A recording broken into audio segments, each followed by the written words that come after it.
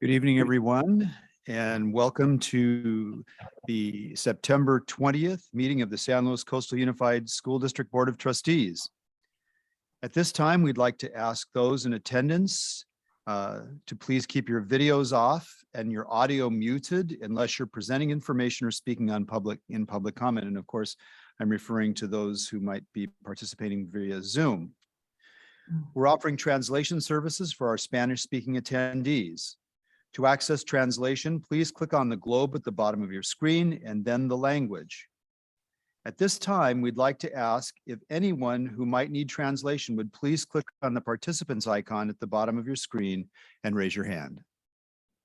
Buenas noches, estamos ofreciendo, bienvenidos a esta junta del distrito escolar. Estamos ofreciendo servicios de interpretación a los que hablan español. Por favor, en la pantalla, en la parte de abajo, oprima en el globo y déjenos saber si usted necesita nuestros servicios. Muchas gracias y bienvenidos. Great, thank you very much. So the board did meet in closed session. We had some anticipated litigation, significant exposure to potential litigation, as well as a personnel review and possible action on employment dismissal or discipline of a district employee. Do we have a consensus on the order of business? Okay, let's move on to our student representatives to the board. And we have representatives tonight from San Luis High and from Morro Bay High. And since we're in Morro Bay, I think I'll start with the Morro Bay High people. And we have Michaela Avila and Nevi Rodriguez. So take it away, please. All right. Hi. So Alana couldn't be here today because she's a water polo tournament, but Nev, my secretary, is here. And yeah, so. We'll dive into the clubs right now because we just hosted our club rush on campus. That was Friday, September 13th, I believe. And we have over 15 clubs on our campus. We have the following: Interact, Cooking, Auto, Saga, Aviation, Climbing, Multicultural, Drama, Film with Friends, and so many more. And it was September 9th, and there was a huge turnout. And we also had an extended lunch, which contributed greatly to that. Their Interact Club has restarted, and over 60 students on campus have already joined.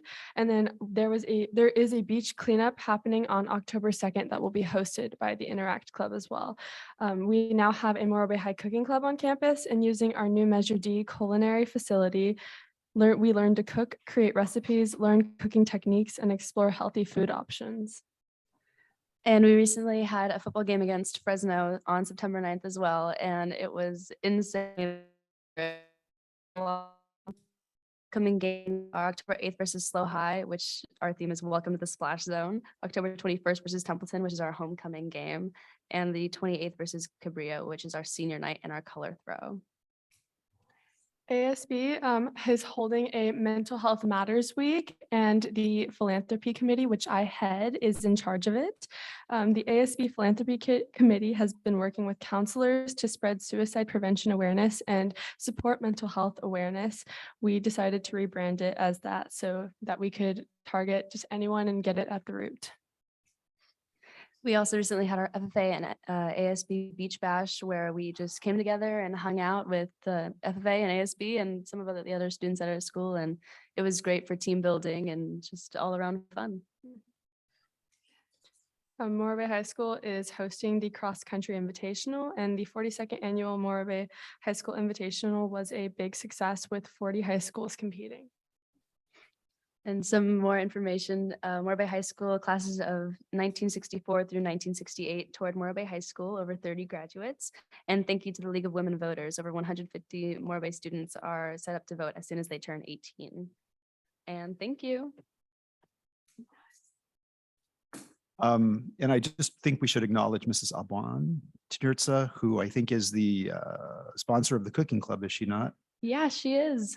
And I've seen pictures. I saw the pictures you guys did, and it looks like you guys are making some really tasty treats there. Yeah, it's awesome. And Miss Abuan is just outstanding in her last year of teaching. It's hard to believe that she's considering retiring. I know, it's crazy.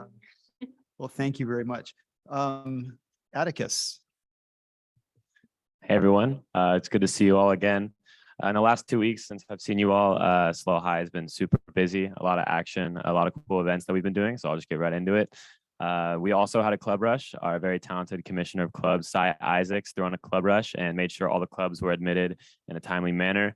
Had everyone get an equal opportunity to set up a booth, and everyone was down at the quad. It was a very crowded club rush. There were a lot of people there, and the booths were really awesome. A few really cool ones were the Auto Club brought down a modded out truck and made a lot of noise down there, and the Robotics Club had all their robots to kind of just showcase what they do.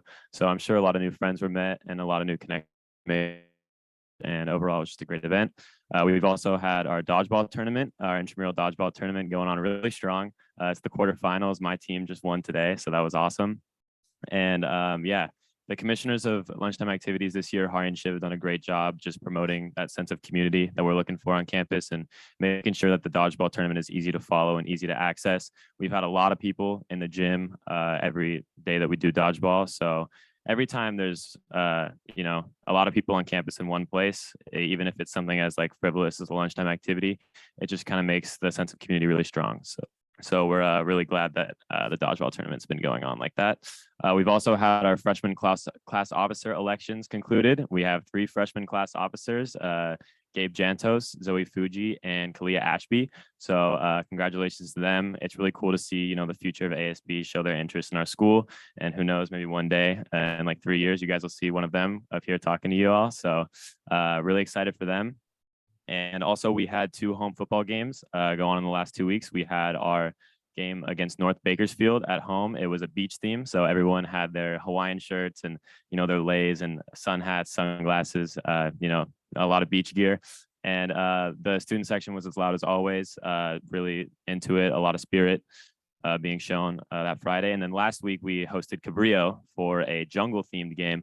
Unfortunately, I didn't get to go. We're super short staffed at work, so I had to cover a shift, but it was also from the videos that I've seen, a really big showcase of spirit and yeah, really awesome games. So both of the football games, or all 3 of them, I should say, have been just the biggest showcase of spirit on our campus. They've been better than any of the football games that I've seen. So it's really been a great opportunity to show the student, or for the students to show how they care about our campus and our athletics. So football games have been great. So enough about the stuff that we've done. Let's get into the stuff that we're planning on doing. The homecoming week is next week, and it's going to be great. Our theme is bringing it back to homecoming. So that kind of just revolves around the idea was nostalgia and taking it back to like our elementary school days and what we like to do and how it was. So our Monday spirit theme will be 2000s icon. So everyone will dress as their favorite 2000s icon. Tuesday will be crazy hair day. So that's that day that we had in elementary school where everyone got to do their hair all crazy. They're going to do that again. Wednesday is dressed like a childhood photo. So people will bring their childhood photos and be dressed in the photo that they picked. And Thursday will be my favorite. It'll be showcase your elementary school colors. So people will be wearing like elementary school gear if it still fits them, or the color that their elementary school they went to. So it'll be really cool to see where everyone came from and how everyone has kind of come together to be one community after being in so many small different ones. So yeah, and then Friday will just be extreme black and gold. It'll be also the theme of the football game. In that football game, the spirit section will be as loud as ever. I assume it'll be way louder than the other ones with the whole homecoming atmosphere.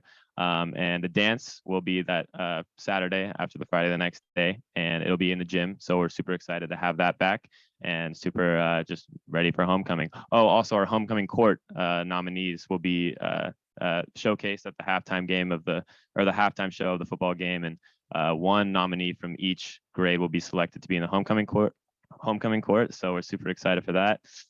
Yeah, and other stuff, we have the student month barbecue on Friday, and the student month barbecue is basically just a way for the students that have been working hard in their classes to be recognized by teachers. So teachers will select one student each class and give them a slip lunch that will be by the ASB, and every student will be out there that got selected, as well as the teachers getting burgers. And it's just a really great day. It's always my favorite day of the month. I'm super excited for that on Friday. And then on the side of the ASB that's dedicated to promoting environmental consciousness, we have our our Commissioner of Community Relations, Taya Kalpakoff, planning a beach cleanup on October 22nd, I believe. It'll be held at Pismo, and it's going to be just a lot of students at the beach picking up trash, helping the environment, gaining some community service hours. So also a great event that we're looking forward to. And along with that, our Commissioner of Sustainability, Nolan Atala, will be putting on a bike to school day. So that bike to school day will be October 7th, and it'll just be a great way for people to use a method of transportation that's better for the environment and, you know, bike to school, and they'll get a reward for it. And it's just overall a lot of great spirit days coming up. So yeah, that's pretty much all I have for you all. Thank you for having me and letting me share everything that's been going on at SLO High. And yeah, go Tigers. So I hold on just a second. Eve, I just have to ask, how far back in time do you expect people to go dressing as a child? I'm going to do my best. I'm going to get the oldest picture that I can and try and recreate it. But it's going to be really interesting. And we want people to bring like a onesie or something like that. I mean, if possible, yeah. It's going to be really cool because I'm gonna try and get like a physical picture that I have in my house and recreate it. I'm sure a lot of people just bring it in on their phones, but that should be one of the funnier ones for sure. Yeah. That's great. I'm sorry, Eve. And I was going to say all that with no notes. My gosh. And they say kids don't memorize anything anymore. Yeah. That's awesome. You have a great memory. Oh, thank you. Yeah. So as always, you're welcome to stay or you're welcome to go. We're always happy to have you stay and to participate in the discussions that we have. If there's something in particular, of course, that you want to stay for, we can move that around in the agenda because we do value student input and we really do want to hear from you. It's really, particularly as I have said many times, really important to us to hear from the students and to hear what's important is going on at the schools. So thank you very much. There's no other questions from board members.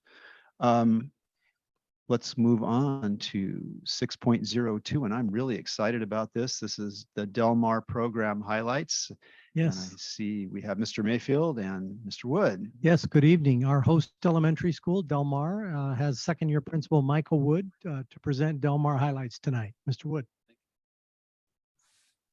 Good evening, board members. Let me share screen here with you. Actually, Mandy, I may need your assistance. Sure. Thank you. Thank you. Thank you. Atticus, I sent a note to our maintenance staff to make sure they have the air conditioning on Saturday night in the gym for you. Okay. Perfect. All right. Thank you. All right. And is that shared on screen as well? Let's hit the share screen first. Thank you. Perfect. Awesome. Thank you. Thanks, Atticus. Good evening, board members. So I'm here to talk to you a little bit about elegant design tonight from ISLA and how staff and students at Del Mar are really leaning into that this year. So I want to talk a little bit about navigating by our North Stars at Del Mar.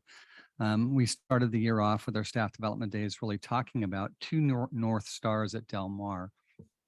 One, really developing connections that build community at Del Mar, but also setting goals that lead to growth.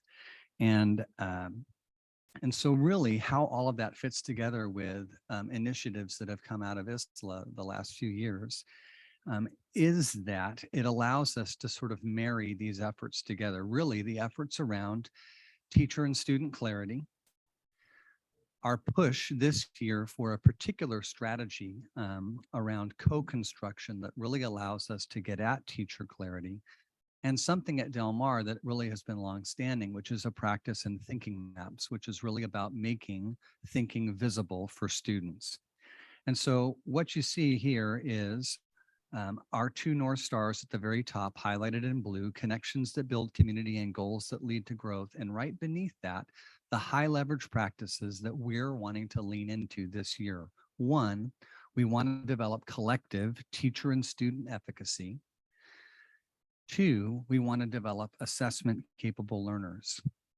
What we really want to see at Del Mar is we want to see students who can really answer who can ask and answer on a regular basis these fundamental questions. Where am I going in my learning? Where am I right now? And how can I close the gap between that? We know that this particular aspect of student learning, if students are assessment capable learners, if they're able to ask those questions and answer those questions with facility, that absolutely is going to lead to student success. And so I'm going to use Obi here as an example. This student in Miss McGuire's second grade class was an amazing example, really, in the last 2 weeks of an assessment capable learner. This student came out of an activity in our iInnovate lab where he was building a chain, got up in front of his classmates and was really able to articulate for his classmates his thinking process, sort of how he approached the problem, the obstacles that he encountered as he approached the problem and the task in the iInnovate lab, and how he went about solving that problem. And in fact, he talked for so long and so articulately that the class burst into applause for him spontaneously afterwards. And in fact, I had about a 30-minute conversation with parent out in front of the school and drop off just about his love of engineering and putting hands on things and his ability to shine. But really it was this sort of idea of I can talk about what it is that I'm trying to learn, what I don't know right now, which is my obstacle, and then how I'm going to close the gap to that.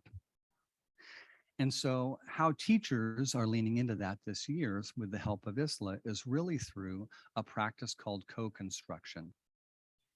And we're looking at Del Mar 3 particular co-construction strategies. We're going to look at the strategy of multiple context, silent protocol, and evaluating examples. And we're going to actually marry it with something that Del Mar teachers have done for years, which is thinking maps, which is really about making thinking visible. How do I take student thinking and put it in a graphic format where students can see their own thinking, and more importantly, where I can see their thinking as a classroom instructor? And so really that idea of clarity and co-construction and thinking maps is that elegant design I wanted to talk to you about today, because they do really work in concert with each other and support each other. Student clarity really demands that we ask, how do I know students are with me? How many times have teachers, for example, gotten up, given instructions to a classroom full of kids, had 24 sets of eyeballs looking right at them and asked, are there any questions? We've modeled it. We've kind of talked about what's expected. And then 60 seconds into the activity, 4 hands go up and the question is almost always the same. What are we doing right now?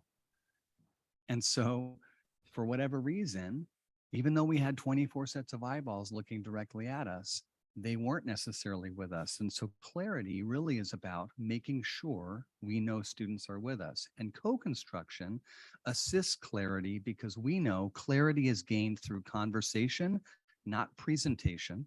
And it involves both conversation and confusion. And so clarity actually forces students to do the work of talking about and defining success criteria.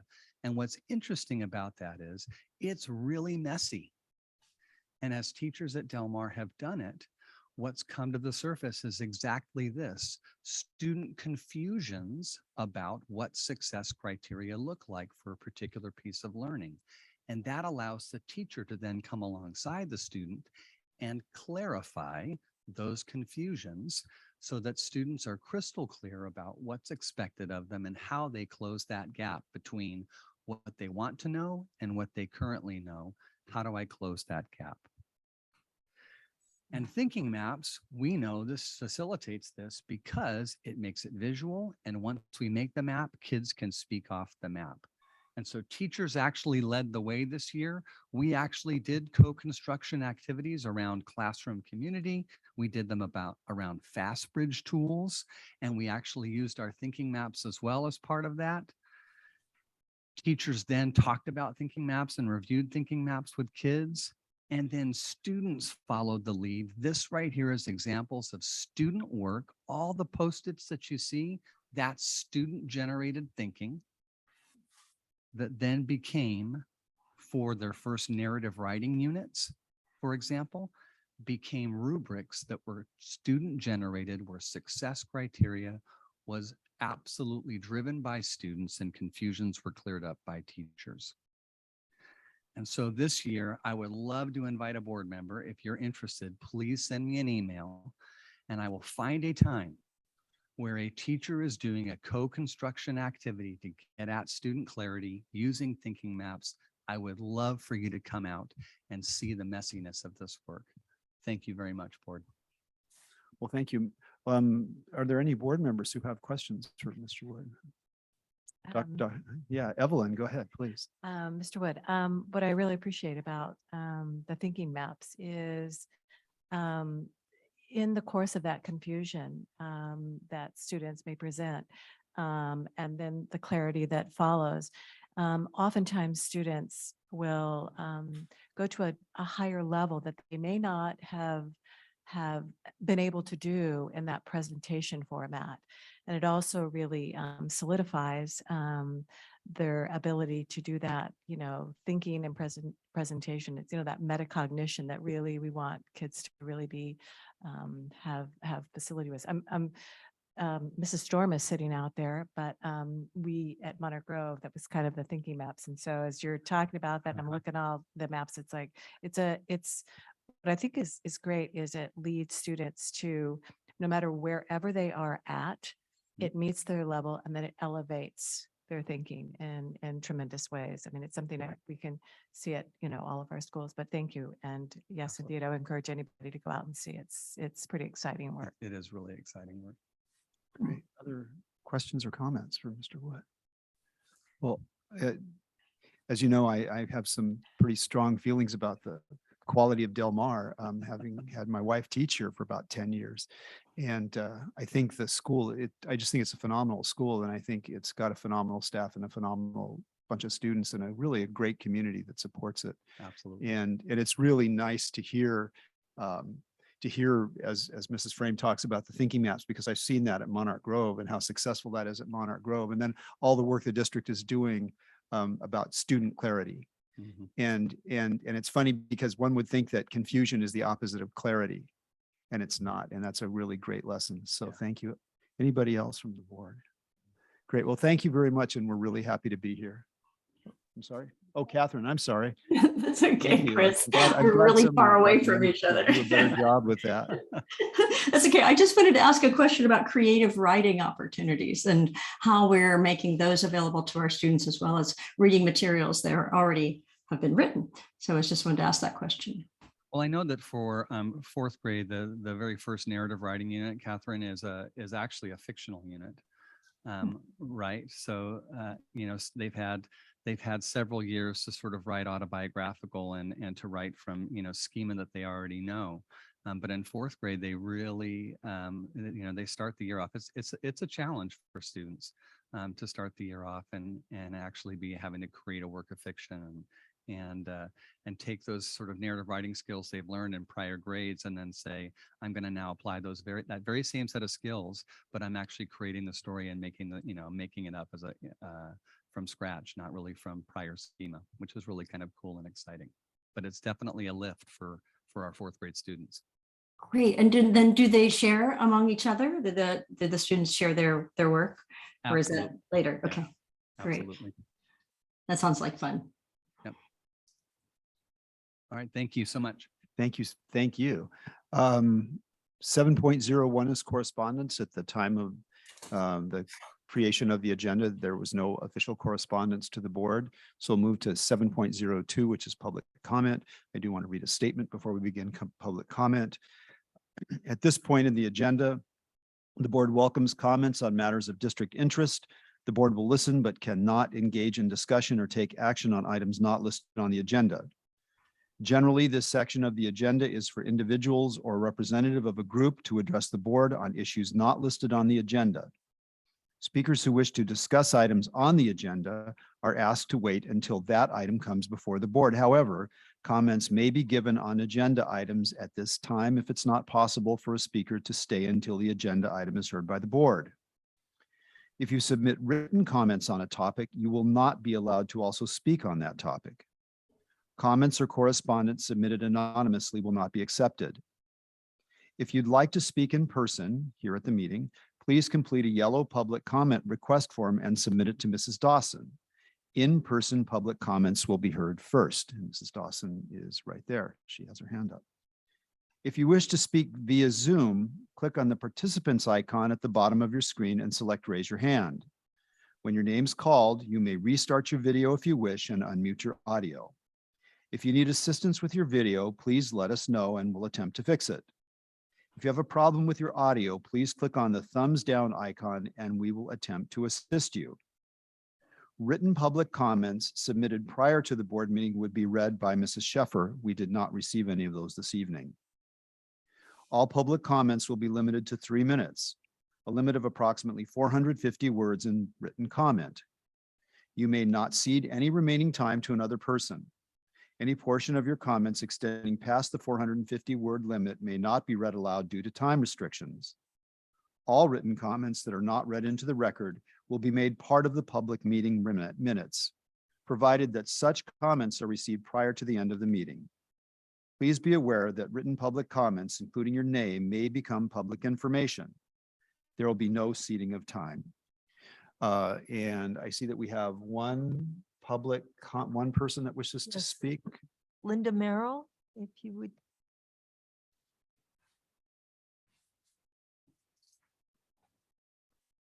And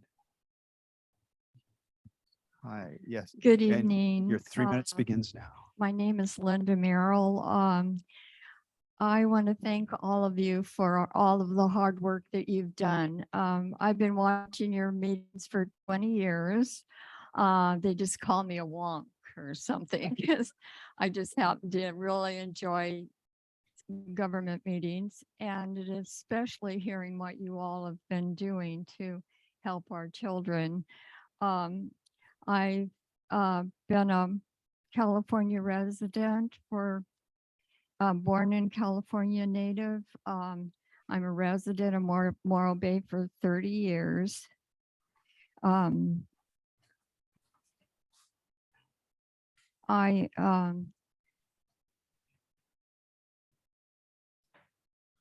My neighbor is a teacher and we live right next door. And I've seen her struggle through trying to help children over the internet to do this. And I appreciate that you all recognize that and that you're adding additional help for children trying to re-establish themselves in the school. Sorry, I get a little nervous here.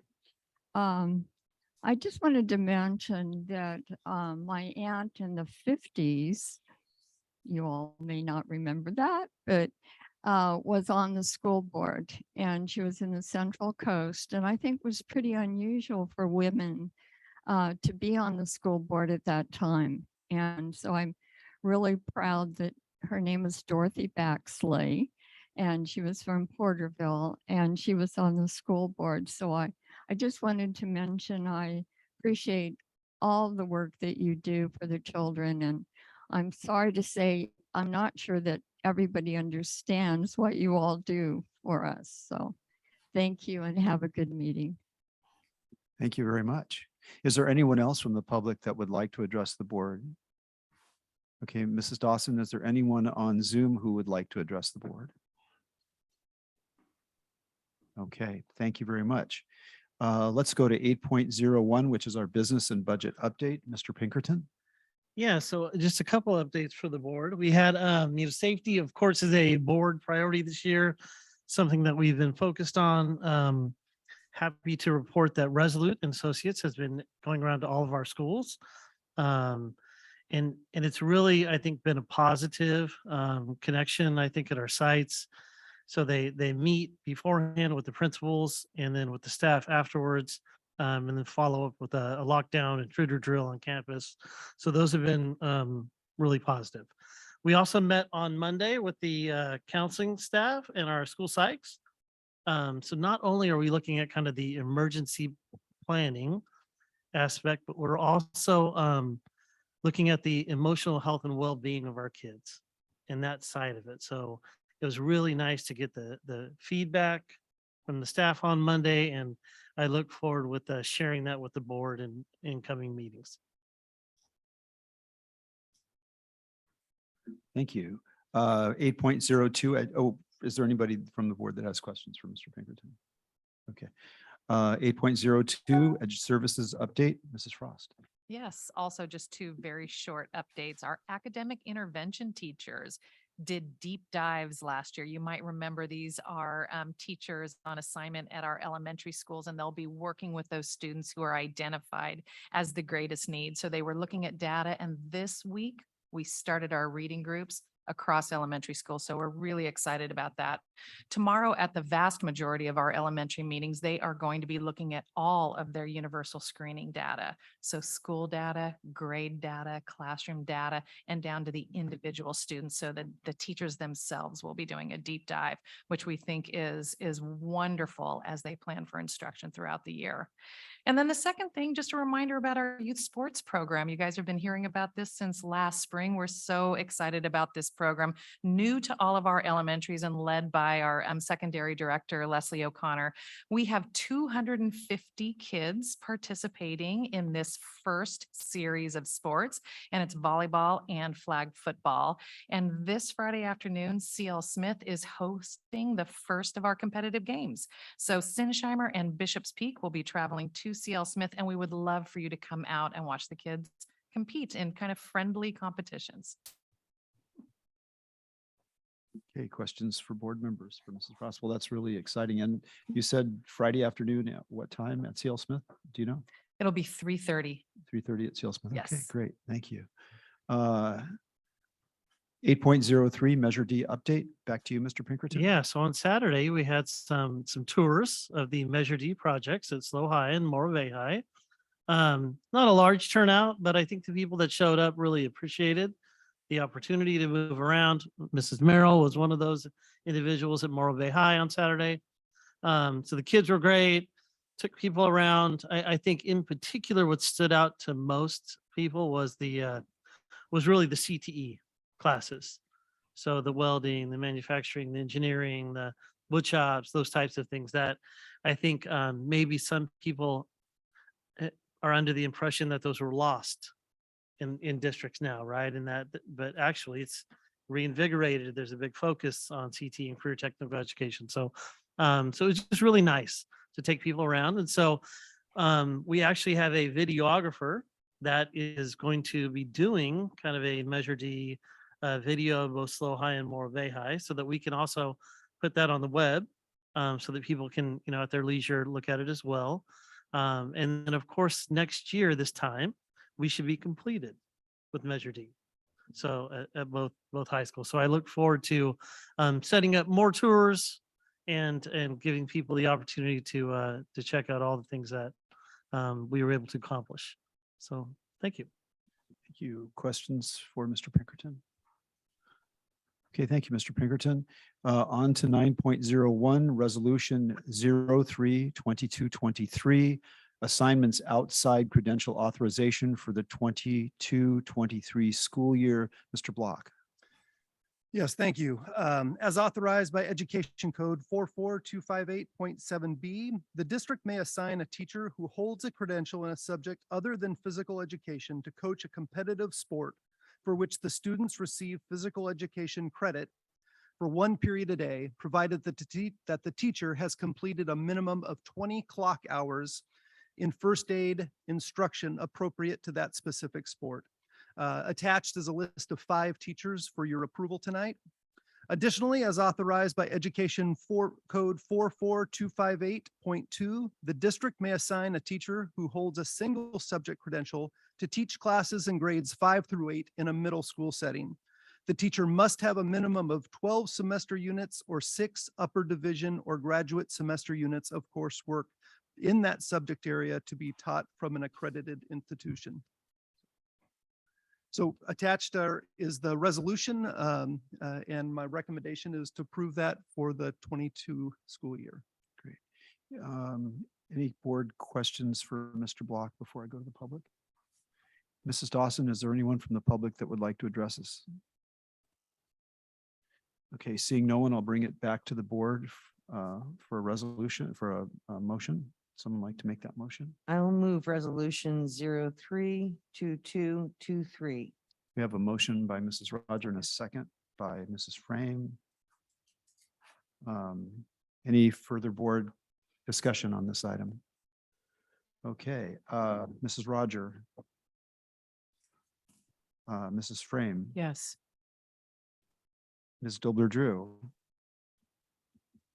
Mr. Buckman. Mrs. Sheffer. Dr. Eisendrath Rogers. Yes. And I'm a yes. Motion carries 7-0. Thank you very much. 10.01 is the Summer Experience 2022 review, and this will be presented by Mr. Martin and Dr. Deborah Blow. Welcome. Good evening, Cabinet, Board. Excited to share some of the successes and overview of our summer experience program that we had this year. And I think Mrs. Blow is going to be co-presenting with us tonight. She's our planning consultant. And the last time we met, it was back in June. I believe it was the second day of summer experience. So we have a lot more kind of summary information to share with you. And just a heads up, some of the information that we're going to share with you is pretty dense tonight. So I'm not going to go over every detail, but I'm happy to follow up if you had any questions either at the end of the presentation or even after the meeting tonight.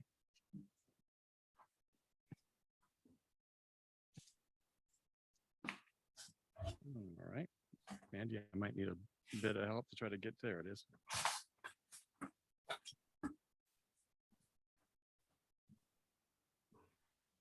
I would like to comment that as you're looking for this, I would direct the public's attention to the agenda and how one of the changes we made in the agenda is to relate the agenda items to the board's strategic direction and the particular aspects of that. And I really appreciate that. Thank you.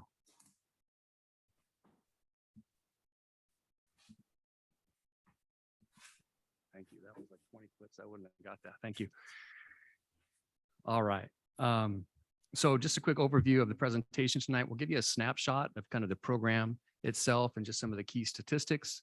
We'll go over some of the success criteria that we had for the program and just kind of highlight some of those key successes, and then outlook based on 2023 from what we learned this year.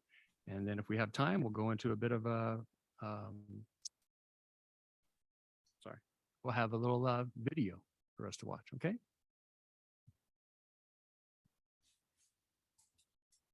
And this first slide is, of course, from the framework that was developed for the Summer Experience program. And as you can see, these are the key tenets, and you're going to see these woven throughout the presentation tonight. I want to remind everyone that we started this by looking at research and then followed the other components. As you can also see in this slide, this is the program that we okay. Yeah, that's me. Go ahead. Good. This is the program that we offered. We had 3 elementary sites. There were 10 possible classes that students could take. It was a combination of both academic classes as well as enrichment classes that are offered there. And then at the 5th through 8th grade, there were 16 classes, and those were offered at the 2 high schools. And again, a list of the various opportunities that were provided for students. As was a key tenet, there was flexibility in how students attended. There were 2 sessions, a first 3-week session followed by a second 3-week session. Students could attend 1 session or both sessions, as well as there were 3 offerings throughout the day. And this was throughout the entire program, 1st through 8th grade. There were 3 separate offerings each day. And again, students could select the schedule that they wanted to attend.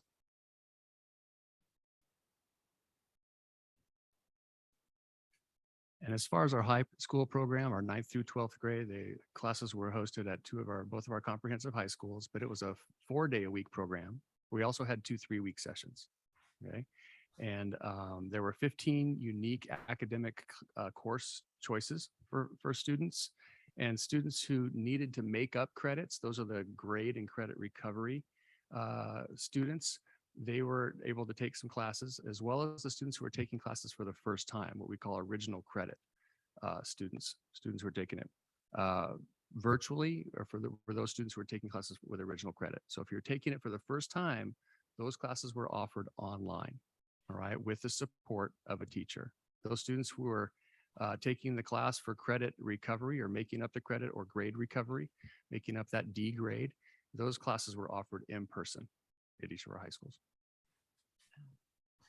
Mr. Martin, first of all, I want to thank you for taking the time to answer my questions earlier. I really appreciate that. As I'm looking at this, was the Apex, was that used for both credit recovery and for the? It was. So that's that next bullet point there is the Apex program is an online instructional program, but it was used for all of our summer school students in high school. So both original credit students and our in-person. So even though they were in person, they were getting the support from that teacher to work through those online modules.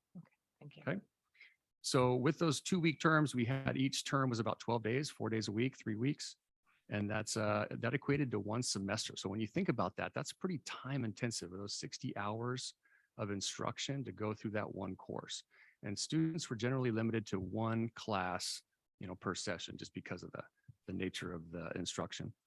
And so we did offer some enrichment choices for students, and there were a few signups, but not enough to actually host the classes. So we had to kind of cancel those due to low enrollment.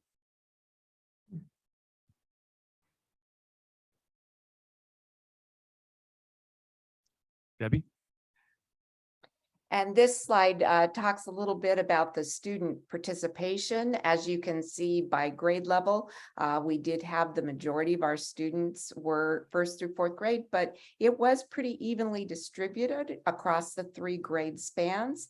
And then you can also see by the sites, the 3 elementary sites, again, pretty consistent and evenly distributed, as well as the 2 high schools. I think one of the highlights here is that we served almost 2,500 students. And when you look at our district of about 7,700, that's about 1/3 of our students that actually participated in our summer program. So it was a pretty big lift. And I think we're pretty proud of what we're able to offer our students and our families this summer. And about, again, almost half of those students were our 1st through 4th grade students too, which kind of makes sense, right? The childcare and the need for those students to have a safe, fun place to go for the summer. And then this next slide looks at the attendance and participation of the students or the participants. We did have, in both cases, we had a few more students sign up than actually did participate. You can see that certainly more in the 1st through 8th grade. We had almost 2,000 participants, slight drop from those that had signed up. Engagement was one of our measurements. That was attendance. And that was impacted by a couple of things because this was the first year of the program. There were some cases where families had made other plans, so they missed a portion of it. And then we did have some students that missed because of illness, COVID and things like that. But overall, the engagement levels were pretty strong. You'll note too, we had a good enrollment in our dual language immersion program. And then high school, I'm going to let Jeff kind of speak to the high school. Yeah, absolutely. So we had 663 students who were signed up for our 9th through 12th grade for a class, for at least one class in 9th through 12th grade. Of those, we had about 525 students who actually participated, right? So it's about 80% actually attended at least one or more days. Of those students, we had 380, so just over half earned a credit. And sorry, I got to move this around here. And of those, we had about 453 courses that were completed for credit. So we'd obviously like to see those numbers, and that's going to be one of those things we look for next year. Just over 58%. We'd like to see that number a little bit higher of students who successfully complete a class once they're signed up. This slide, of course, talks about the demographics of the program. And as you can see, the demographics for the participants in the summer experience program just mirror very strongly the demographics of the district. It is also good to see, though, that we have our SED and our EL were slightly higher in the summer experience than in the regular program because we wanted to provide that extra support for those students, and we're glad to see that participation rate.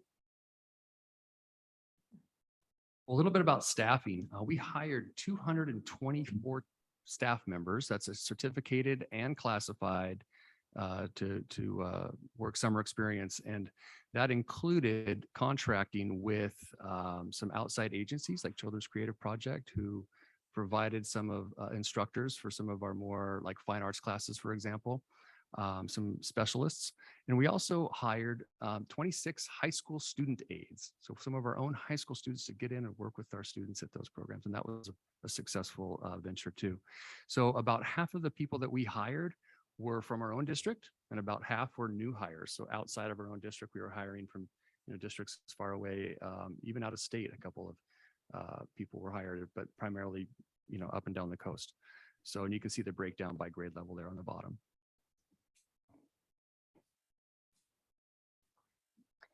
And one of the things that was really important, and we're going to be sharing tonight, we've shared a little bit of this already, was what are the metrics? How would we know if we achieved our goals? And you'll see right here the 3 goal areas: the academic, having opportunities for all, and student engagement, and some of the metrics that we looked at in order to see how we were doing against those goal areas. We've covered a few of these already, and we're going to continue to share more. I will also draw your attention down to the bottom of the slide. I would encourage you, if you have time, to look at the self-assessment. As we said in the beginning, this program was based on research and best practices. And so the time was taken to do a self-assessment as to how did we do in matching what the research says to what we were able to offer based upon our metrics. Yeah, so both the self-assessment and the research are linked there. So let's dive into one of those metrics, and that's the assessment data. So when you look at our 1st through 8th graders for English language arts, students in our schools, our 1st through 8th graders during the regular school year, they take a Fast Bridge assessment. They take it in May and August and September. And we use that data for comparison purposes to look at 3 different groups of students. Those students who were not enrolled in summer experience, those who were enrolled in summer experience, and the 3rd group being those students who were enrolled in English language arts or Spanish language arts, kind of with fidelity, like they were there for a good chunk of those 6 weeks, right? And so that was that cohort that we looked at. There were 508 students 1st through 8th grade in summer experience for English language arts for 6 weeks.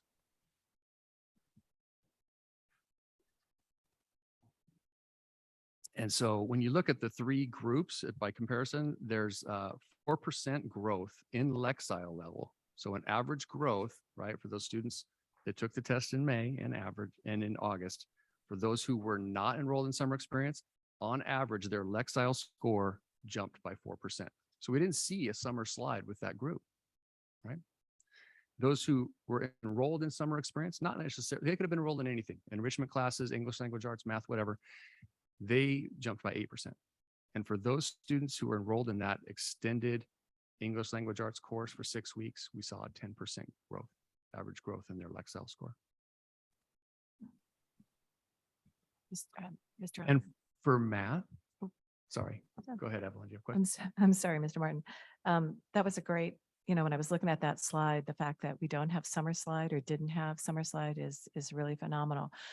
Do we have, didn't read through all your notes, the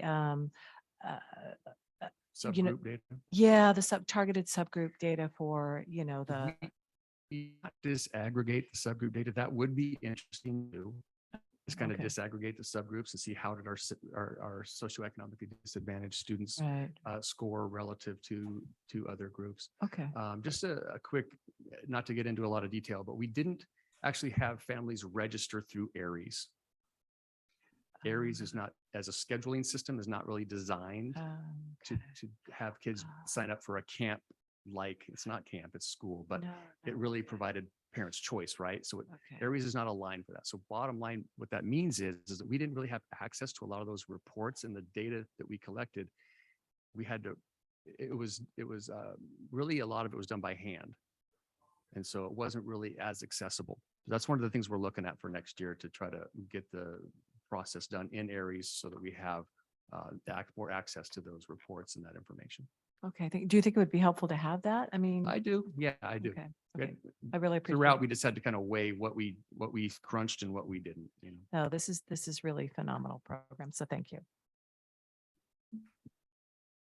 Mrs. Roger? Mr. Martin, thank you for this presentation. I'm noting that, while it may seem that 8 and 10% growth is not huge, it is very significant growth. And so you're to be commended for your work this summer with these students. And I just want to, for the public's information, ask you, did we provide transportation for students to our various sites? We did. Yeah, that's a slide later, but yeah, we did. It was a really comprehensive program. So that every student who wanted to attend was able to attend free of charge and receive transportation. That's correct. Thank you. And lunch. And we'll get Oh, to that. and meals. So childcare and meals as well. And we'll talk about that in a bit. Thank you. So we did assess students during the summer experience who were in math classes in our 1st through 6th grade classrooms. Okay, so if they're taking math 1st through 6th grade, we gave them a pre-test and a post-test. And what we saw was about 2/3 of our students showed growth. And you can see on the left in yellow by grade level what that growth was from pre to post-test. Pretty big growth in 1st grade, not so much in 4th. But when you look to the right, we're looking at proficiency, right? So what percentage of those students who took that pre-test, for example, in blue, scored proficient? And then what percentage scored proficient when they took that test at the end of their session in green? And so you can see every grade level showed growth. And isn't it interesting, right? Sometimes if you just look at the growth on the left, it's a little misleading. You have to also look at the proficiency. So I'm sure you're seeing that 4th grade, 3% growth, but look at the proficiency, right? Pretty strong. And that would explain why the growth was low. And that maybe says something about the assessment of 89% scored proficient on the pre-assessment. So we'd have to look at that. But overall, good news. And here are some high school metrics. What we're looking at here is the percentage of students who were enrolled who actually earned credit. And remember before we talked about OC, those are the students who took a class for the first time. 59% of students who were enrolled in an original credit class passed. So 6 out of 10, right? Passed that class. For the students who are taking the class because they've already failed it or they've gotten a D in it during the regular school year or at some time, I guess, in the prior summer, 4 out of 10 roughly passed successfully in the summer. We'd like to see those percentages increase, but I've got to tell you, based on teacher reports, that 43% is actually higher than in prior years, at least the last couple of years. And that kind of stands to reason with our pandemic and the challenges that we face there. On the right-hand side, you can see that out of the 2,400, roughly almost 2,500 students enrolled in our high schools, about over a quarter of them were signed up for a summer experience class. And there are the specific numbers there on the bottom right in the grid that show you how many, where those percentages come from. Mr. Martin, sorry.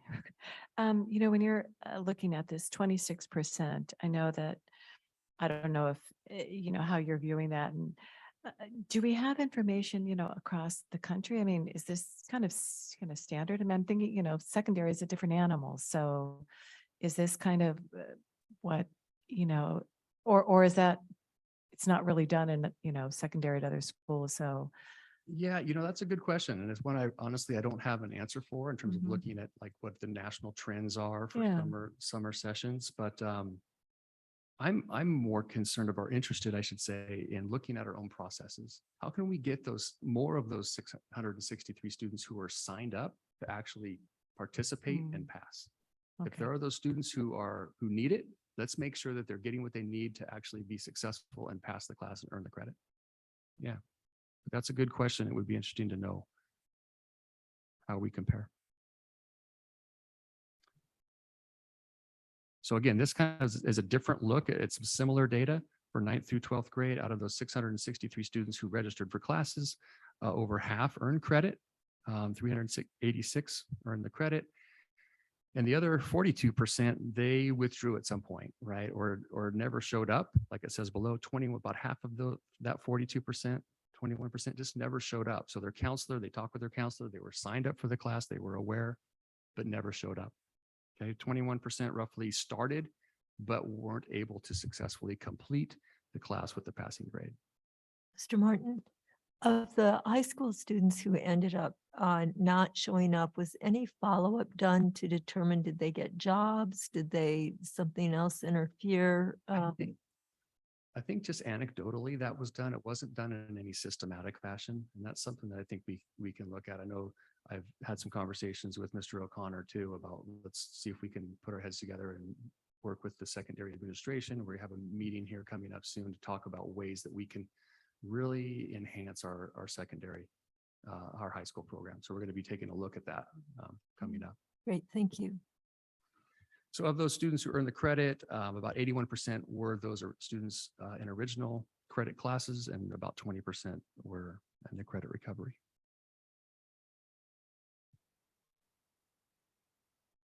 So this is the similar look to our, instead of high school, this is our 1st through 8th grade students. We had about an average daily attendance of about 77%.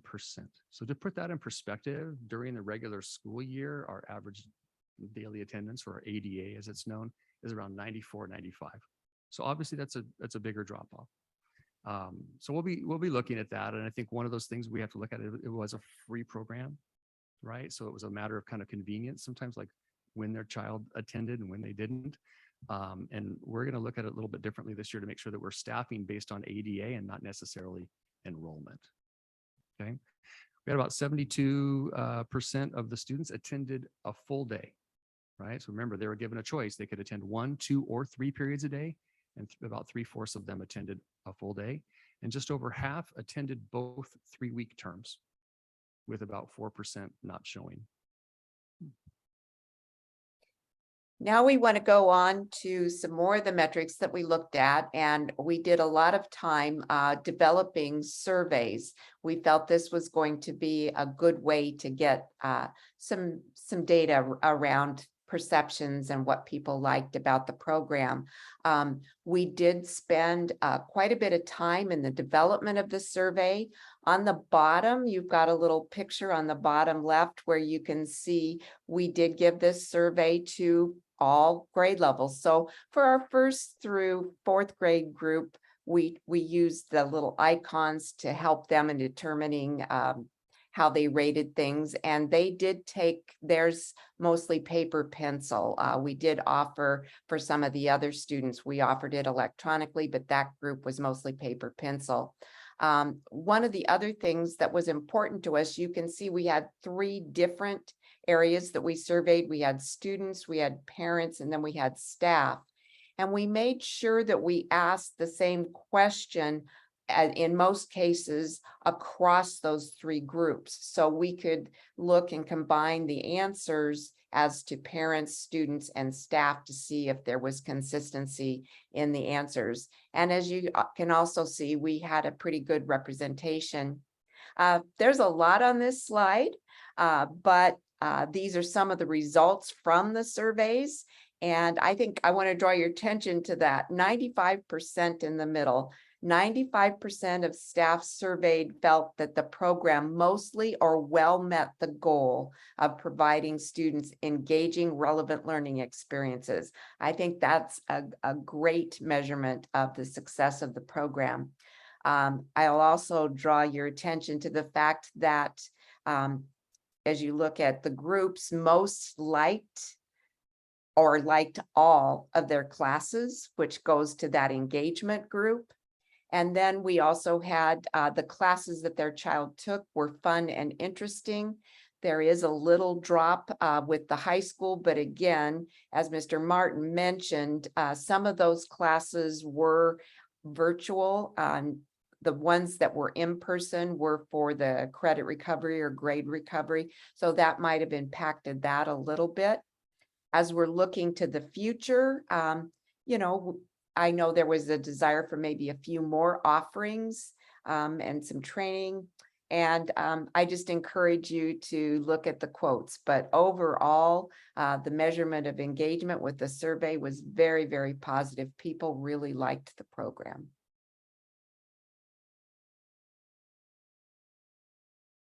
So socialization, this is another aspect that's really important, you know, much like Mr. Pinkerton was talking about earlier with the social emotional, making sure that our kids are engaged and healthy.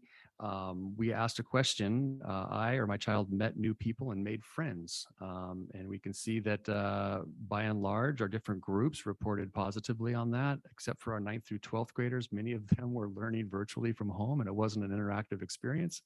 And so that stands to reason why that was a lower percentage. But again, overall, important to get students from different schools, whether elementary schools, together, meeting one another and building that sense of community. So just successes, again, that in addition to, I love the idea that we have our students, especially our 5th, 6th graders, 7th and 8th graders at the high school. Right, this high school is not this big scary place. This should make this transition into high school for them a little bit smoother. It's not this scary unknown place. Now they've been there, they've been involved in some positive learning experience at our high school campuses, and I like that. Program design, you can see that 92% of our staff surveyed shared that the systems and routines that we put in place helped for smooth and orderly day-to-day operations. So that speaks to kind of the organization of our schools.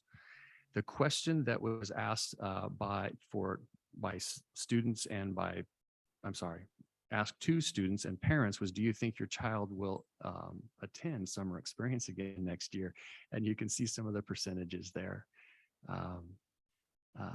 With that, you know, overall positive, it is summer, however, and I think it's actually a success to think that almost 2/3 of our 5th through 8th graders, some of our middle schoolers are actually maybe open to the idea of attending in summer.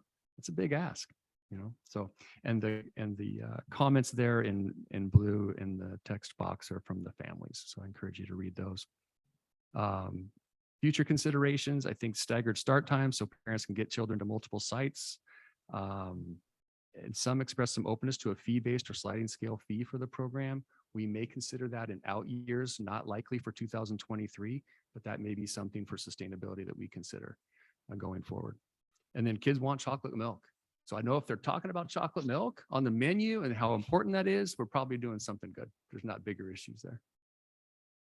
I did a focus group with students and chocolate milk was definitely a hit. It came up over and over.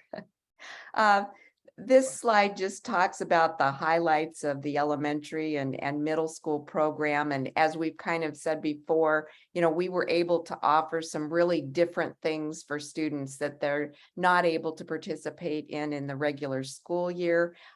It was a big thing for students to be able to meet peers from other schools. And these are people, you know, they're forming those relationships and those friendships that they might see as they go on to middle school and then go on to high school, where they start forming those relationships early. It was also a big success with our 1st through 4th grade students. They switched classes. They went to 3 different classes during the day. And originally it's like, oh, are they going to be able to do that, particularly the 1st graders? And they did without a problem. And there's a little picture there of some of the cards that we had to help them through that process. And kudos to our teachers for making that happen, our site staff to really get 1st graders who are end of year kindergartners to actually inherit like a high school type of a schedule, right? Where they're all going to multiple classrooms. That was a feat, and our planning team too, who really helped support the process. And some highlights from our high school and our overall program. Like we talked about earlier, more of our students were successful in making up credits this year, which is great. We talked about the high school student aides a bit. It wasn't just that we hired those high school students, we actually had them go through the application process. This was very deliberate on our part. We was very intentional about not just giving them work experience or paying them money. It was more about also equally important to have them learn some of the skills that were required to go through this process. So for many of them, first time they had a job application, interview, getting a work permit, doing some of the onboarding requirements by our HR department, and then sitting through the training that we provided, as well as just that job experience. So that was great. And Marilyn, like we talked about earlier, 150 of our elementary students were provided childcare at each of the 3 elementary school sites. And then 250 students rode a bus each day on average. And then, of course, Erin and her team, 46,000 meals were served throughout the summer. So again, comprehensive services for our families, for our students in this program. So with all of that, what do we learn? What are we looking to refine going forward for this coming summer? We really want to take a look at our secondary program, kind of like we've discussed, increase those high school passing rates, look at a potential bridge program for some of those students from middle school to high school, and how can we help them be successful academically as well as socially, emotionally to getting connected to the high school, looking at CTE courses and internships. And then there's 3 other areas there, as you can see. One of them, how do we make this program accessible for our families? When it comes to signing up, make sure there's, removing as many obstacles as possible, get the students who will benefit most in the seats and being successful, accessing the childcare for the families, et cetera. Also, what kind of traditions can we build to kind of enhance student voice, right? To get them to celebrate the success, to showcase what they've done to others, families, business leaders in the community, bring them out. And we need to start to build that tradition of allowing students to celebrate their work and showcase their success. And finally, expanding community partnerships. That's part of it, right? How can we help students see opportunities that await them in the world of work, kind of along the lines of what we've been talking about with CTE, I Innovate, and that essential aspect of the learning. So, and Mr. Martin, was enrollment capped this year? Did we have a limit? Yes. I mean, Okay. yes and no. We were limited somewhat by the staffing. There Right. were some families that weren't able to sign up because classes were full. In other areas, other school sites, we did not have limits Okay. because we didn't reach that limit. Okay. Yeah, I had spoken with some folks early on who said they had hoped they just they missed the sign up time. And so their kids weren't able to. Yeah. And that's that communication, attend. which is really the challenge, making sure that we're very explicit and communicating that message out there about timelines and deadlines and whatnot. I'm really hopeful that we can see this expand and grow over time because it is obviously been a great benefit. And especially as we learn that, some kids sign up and then life happens and they're unable to attend. So then we had open slots that were unable to be filled, I'm suspecting. So, and I also just want to state that I'm so pleased with the choice, with the class choice for these kiddos, with providing those opportunities early on with the changing classes and the ability to explore, get their kind of dabble in all sorts of things. I think that's wonderful. So thank you. Thank you. I know there's a lot on the agenda tonight, so we don't have to watch this video. I think the Mr. board Unger? would like to see the Okay. video, so please feel free.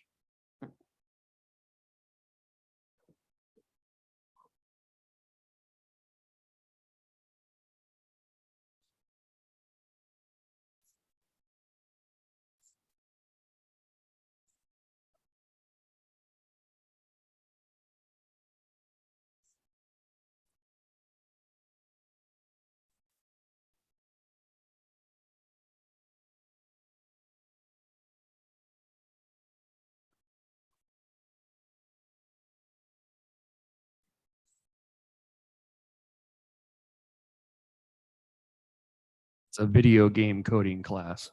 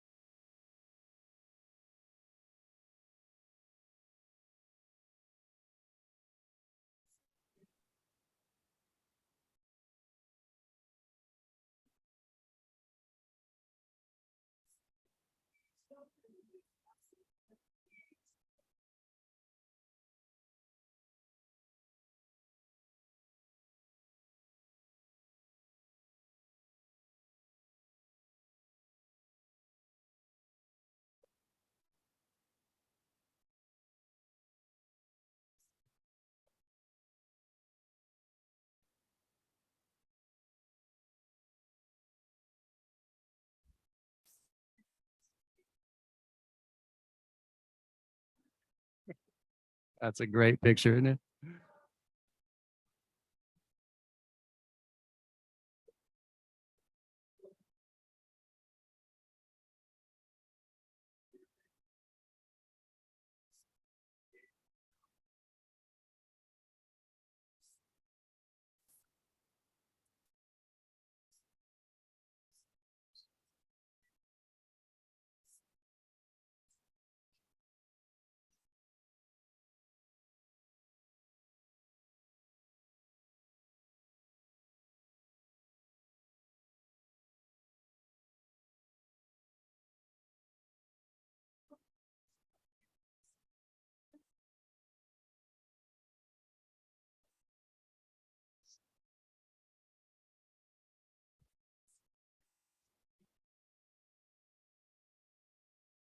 Well, thank you. So I'm going to go to the public to see if there's anyone from the public that would like to address us on this item. Mrs. Dawson? Is there anybody? No, nobody? Is there anybody from any board comments or questions? Mrs. Roger and then Mr. Buckman? Well, Mr. Martin, I can't believe you pulled this off. I'm really impressed. And it looked like the kids enjoyed it so much, and we did have learning and credit recovery. I was able to attend one drama presentation here at Del Mar. Looked to me, maybe it was like fourth graders, third or fourth graders working together, and I couldn't imagine how the teacher managed to work enough individual parts into this play that she created. So there was a part for each child, and then the audience was all of the youngers. It was very fun, and I could tell the kids were really enjoying it. So Yeah, we had some success. Yeah, absolutely. With aligning people who are passionate about it, and you find those people who are passionate about that and get them in the right position, and it was yields terrific. some amazing results. And before I go any further, I'd love to just say, thank you to the planning team who really came together to make this happen. This was a big lift for us. And so thank you in particular to some of our teacher planners, Jessica Jurek, Emily King, obviously our team at ISLA, Chelsea Smiley, and some of our great clerical staff, Stacy Schultz and Christina Van Wert, all worked together really hard. And then there's others too, but it was really a team effort to pull this together. Thank you. Mark? Yeah, thanks, Chris. Just absolutely amazing. It's great. It's what school should be all the time, but whatever. So thank you for that. My question, were there things about the tutoring, the expectations that you had that were maybe the results were a little different than what you thought? If you want, I can explain a little more what I'm thinking about.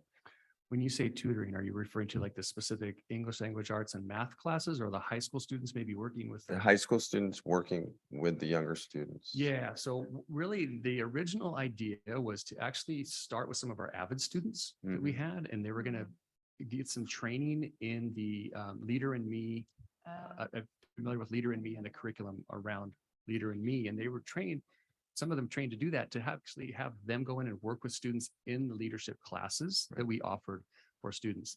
That fell apart a little bit just because of the number of students who weren't able to successfully complete that training during the school year. But that was the original vision. So that's how it kind of shifted. We actually made great use. Those students were fantastic. Our high school students, very flexible. They were able to tutor students, but also help with students who might be having a difficult day on that social emotional front. So very versatile in how they really supported students' overall, success in our program. So what I'm wondering is the effect that it actually had on the tutors' learning. And my experience with tutoring has been that I learned more when I was tutoring than I did sitting in the classroom. And I'm just wondering if that was maybe part of what was actually happening. I mean, that's always the case, right? When we teach something is when you really learn it. Okay, yeah. So, and maybe we can look at that. How can we parlay that same concept into having some of our older students be able to work and support some of our younger students, whether that's high school to elementary or even, within grade level bands. yeah, maybe the assessment for them as well. And then the other thing is I keep thinking that the learning loss and Mrs. Rogers referred to it. And then I keep thinking there's like almost two curriculums that I saw or two things that we teach that were affected. And one is the classroom work, but the other that I'm hearing a lot about are social skills. And when I'm looking at these pictures, I'm seeing that, and I guess from your opinion, how did that work? I think it was really, really strong. I think bringing students together from different schools to be able to foster those friendships, that matters. I think it builds that sense of confidence in the community that we have. And so, that transition from elementary to middle, from a personal experience of remembering back, we can all remember that. That's the hardest one. It's very difficult, right? And I think that helps support that. They get to that school, not only do they have the people that they know at their own school site, different elementary, but now they see other people. If this is an ongoing program, I think that will only be, strengthened as we go forward. Mrs. Frame. Yeah, Mr. Martin. I just want to let you know that hearing from former students and parents, glowing reviews, and it's always gratifying to hear that, the vision and commitment of the district to provide this educationally enriching experience for students and transportation and free meals. I mean, I look at your eyes and the lift. I mean, I remember when you presented this and we were asking you questions about, elementary school and high school students. Are you sure, Mr. Martin? Yeah. And it really, with the work of such dynamic individuals, I truly appreciate and commend the work that's been done for our students and communities. So thank you. Yeah, on behalf of the planning team, absolutely, you're welcome. And again, big kudos to the site staff as well, custodial and everybody, because it really was everybody pulling together to make this happen. The impacts and, were felt, and people had to make adjustments to their regular routines and schedules for sure. I guess I would just like to finish off with a couple of things. When I was younger, I was a day camp director and a summer camp director. And I really felt and learned how important these summer opportunities were for children. And I think with the things that we're talking about, to have the social emotional growth, to be able to get out and not be just home unsupervised, maybe watching TV, something like that. That's the first thing that's just so impressive to me. The second thing is, and I think we've talked about it a lot, is especially for our targeted groups, the concern we've always had. And I think that the research and historically we found that there is concern among our targeted groups about this loss of learning in the summer, and to see that we're doing some of that to mitigate that summer learning loss. I think that we as a school district have used our COVID relief funds in a way that is really benefiting children. And we should be thanking the federal government and the state government for the support that they gave us. But that money came to a lot of school districts. Yeah. And I'm not convinced that a lot of school districts did the same kind and quality of work that we did for our students. And I think we're going to hear more about that actually at our next agenda item. We're going to start hearing about some of those things. But I guess I am so proud of the work that our school district is doing for our students. And this I think is one of those just amazing achievements that I never in my, probably almost 40 years as an educator thought I'd see. And I'm just super excited about that. And I'm excited about the other things we're doing too. All these kid-centered things. So thanks to everybody for all of your hard work. We went to the public. There was no public comment. I think we need to move on to item 10.02, which is our universal screening baseline results, which I think will fit quite nicely with the discussion we just had. Good evening. Good to see all of you again. I am going to try to get this up without messing up the Zoom.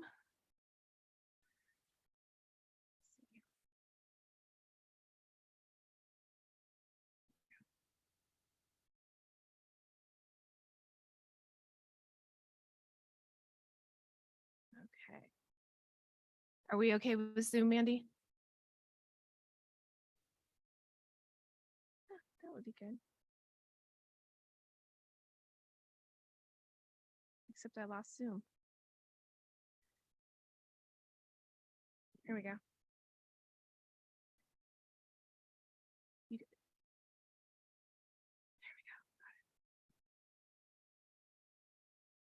I'm already getting out of practice. I haven't been Zooming very much lately, thankfully.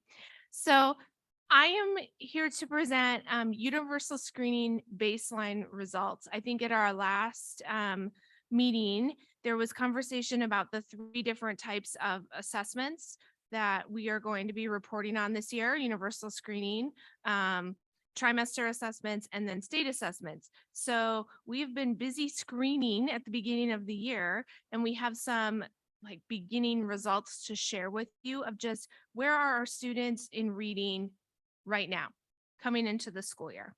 So this is just kind of a reminder about universal screening, why we do it, why it's important, and it's like going to the dentist, and all the questions that it answers. So diving right in, I want to start with the early reading assessment. Early reading is a one-on-one assessment. It takes 7 to 10 minutes, depending on how quickly the student settles in and gets going. And it assesses early literacy skills. There's 4 subtests within it to make a composite score. The subtests change throughout the year, which makes it tricky sometimes to do comparisons, especially in kindergarten, because the subtests are weighted for the composite score. So you really have to drill down to do that comparison work. But this is a really good indicator of, do students have the skills needed for literacy development? Right now in kindergarten, the highest weighted subtest is concepts about print. Do they know which way a book goes? Can they point to a word versus a sentence? And that's a big indicator for us of where students are at coming in. So when I put this together, the MTSS teachers at the school sites weren't quite finished screening kindergarten because it is all one-on-one. So I just put first grade here. So you could see where our first graders are at as they come in to start being first grade readers. So about 60% of them are considered low risk. Now, risk is different from proficiency. Proficiency is, are they at that grade level bar? Risk is, are they at the norm 40th percentile, which is what kind of nationwide has been decided is sort of the risk for having reading difficulties. So we have about 60% of our first graders that are in that low risk, and then about 25% that are some, and then the 17 that are high. So you may remember this information comes in and then we go deeper. So we are looking at the 17% and the 24% of what's really going on. Is this accurate data? Is there something quickly that we can do? Do they belong in a specific intervention group and that kind of thing? The thing to notice here, of course, is that Unfortunately, our achievement gap persists as we start the first grade year, but 60% of them are ready to go. And I will tell you that I looked at kindergarten attendance data last year, and we had many kindergartners that were chronic or severely chronically absent because of COVID quarantines. So even though we like to think, oh, they were back in school, it was still a different kind of year. They were gone a lot. There was a lot of masking, which when you're trying to learn how to say and understand sounds can be tricky. So we're still seeing a little bit of that impact. So A-reading. A-reading is a computer adaptive assessment. It is the most like the SBAC or the CASP. It is individualized for each student. So the more questions they get right, the harder it's going to get, right? It's trying to find a level, and it gives a broad reading achievement. So when we look at risk in A-reading, the thing that will jump out at you here is second grade. And there's several reasons for that. I think probably the biggest one is they spent the majority of their kindergarten year on Zoom. And we saw this when they came in last year to first grade. And we worked very hard in first grade, getting them moving, but we are still have work to do. The other thing to know is this is the first time they've taken a computerized test. And so you have second graders that are like, how do I get the question to scroll? Right? You can imagine. So I think that plays into it a little bit too, but I do think that this is definitely some COVID impact as well. Third, fourth, fifth, and sixth look fairly good. What we would expect. We'd like the 20 to 25% to be a little bit lower, but we're getting there. So this is good progress. I'm really happy with that sixth grade 7% high risk. We want to send them to middle school strong. So, and then when you look at the subgroups in A-reading, again, of course, it jumps out. We can't deny that we have this gap. And we definitely know and are addressing it. When MTSS teachers lead staff through data tomorrow, one of the things that appears on their spreadsheets is if a student is SED, if a student is an English learner, if a student has an IEP. So we are able to kind of look and really hone in on who those kids are and how they're moving. This is middle school. So sixth grade at Loams, seventh and eighth grade. And I put the grade levels and the subgroups together all on one slide. The thing that was exciting to see was the sixth graders at Loams. Coming out of fifth grade on the coast, coming in really strong, with only 16% even in any kind of risk. So that's phenomenal. And then seventh and eighth are about where we ended the year, what we kind of expected. This is the most exciting slide for me. So what I did was I took cohorts. Now, there will be students that moved or changed within the groups, but in general, like the 550 kids that are in the grade level. So I pulled last year's second graders at the beginning of the year, then are now third graders at the beginning of this year, and said, how is it looking? How does it compare? So we went from 24% of our second graders at the beginning of last year being high risk to 11%. It's amazing work that happened in second grade. And we put a lot of resources in those lower primary grades last year, knowing about the COVID impacts, and it's showing up here. And what's also really great is many of them were in summer experience, and so they didn't slide, right? So we've got that great work from second to third. Third to fourth, you'll see the green is growing. That's what we want. We want to grow the green, right? Fourth to fifth, the green's about the same, but the orange is down. So that's great. Fifth to sixth, same thing with the orange. Sixth to seventh, that's an interesting one. It's about the same. You do have to wonder a little bit how much plays into transitioning to a new school, right? Like there might be some of that, but that's okay. And then 7th to 8th, we saw a little bit go down in the risk.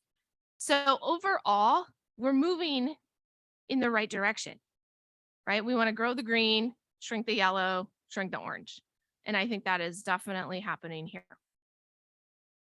So just kind of to wrap it up, like I said, cohort growth, exciting, especially 2nd to 3rd grade. We put a lot of resources there. We are just decreasing the number of students that are high risk. And to be high risk means you need a lot of support. It's not just like, oh, you're kind of there. It's definitely a big concern when we have students that are in that high risk band. And last year was the first year we did any kind of real wide scale reading intervention in our upper grades, like 4th, 5th, 6th. And we saw some of those students that were in that high risk come out of it thanks to that. And you know, when you look at 1st grade early reading and 2nd grade, we know we need to continue that focus on those youngest grades. And then we still have our achievement gaps. But what is happening now with this information? So Mrs. Frost mentioned that the academic intervention teachers are back on campus.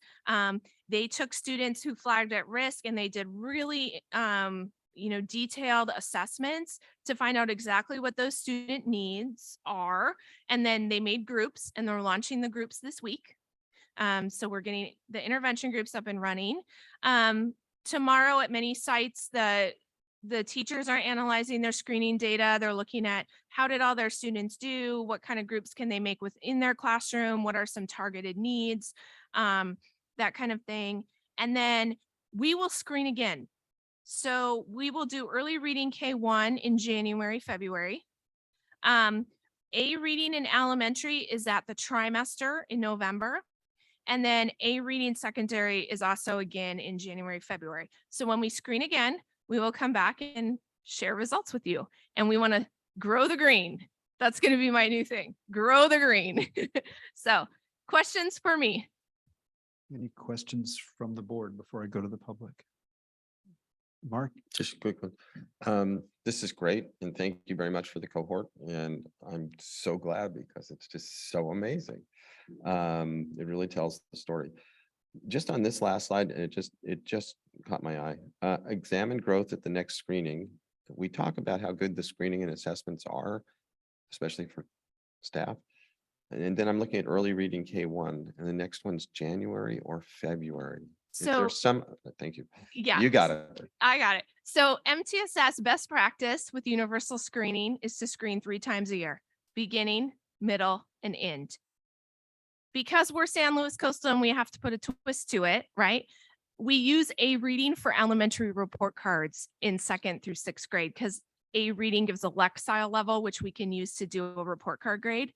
So we do the best practice for screening with K1 and with secondary, and then in elementary, we do it at the trimester, or 2nd and 6th, we do it at the trimesters. So, yeah. Mrs. Roger.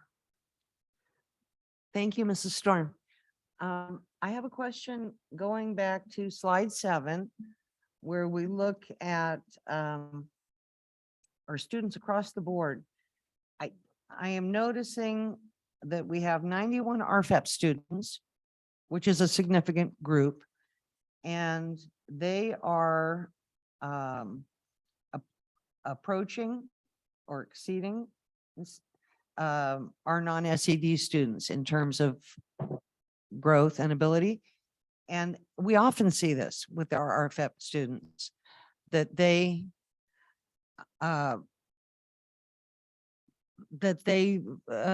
approach non-SED. And I'm wondering if you have any thoughts on what that might be attributed to. So to even become a student in this subgroup, you have to reach a certain bar, if you will.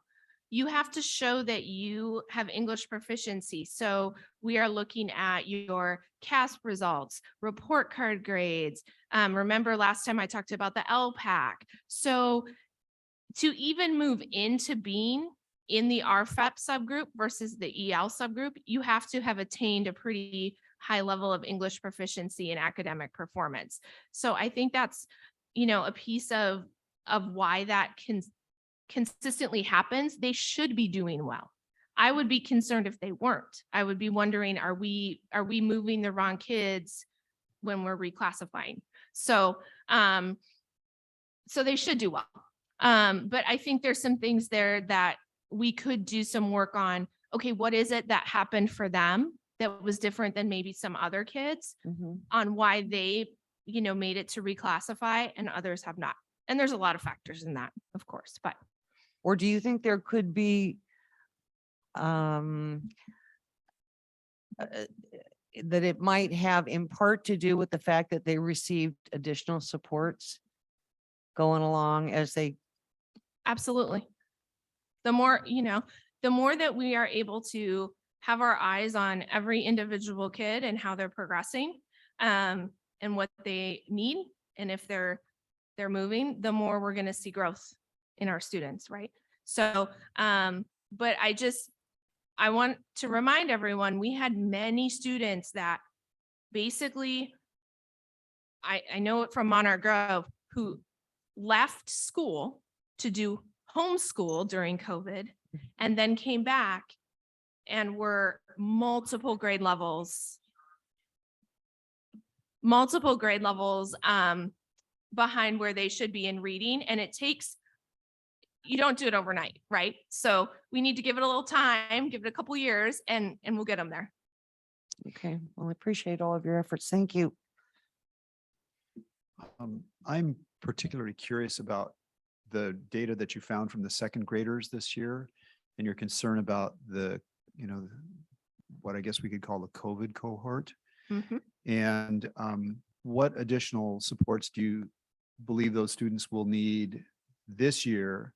Will they need more than what we're already doing? And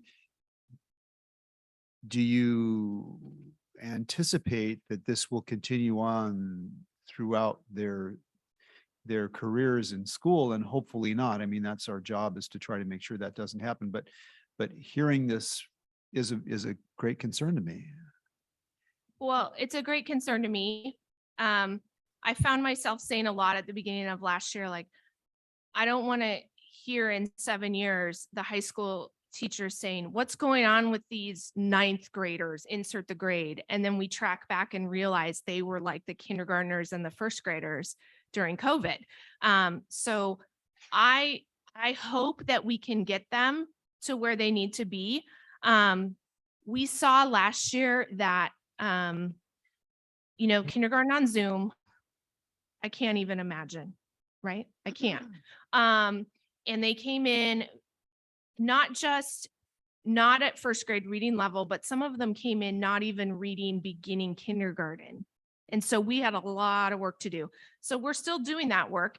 And school sites look at their data and put their resources in the grade levels that need it the most. So they'll be running probably the most groups in 2nd grade, depending on what their school site looks like.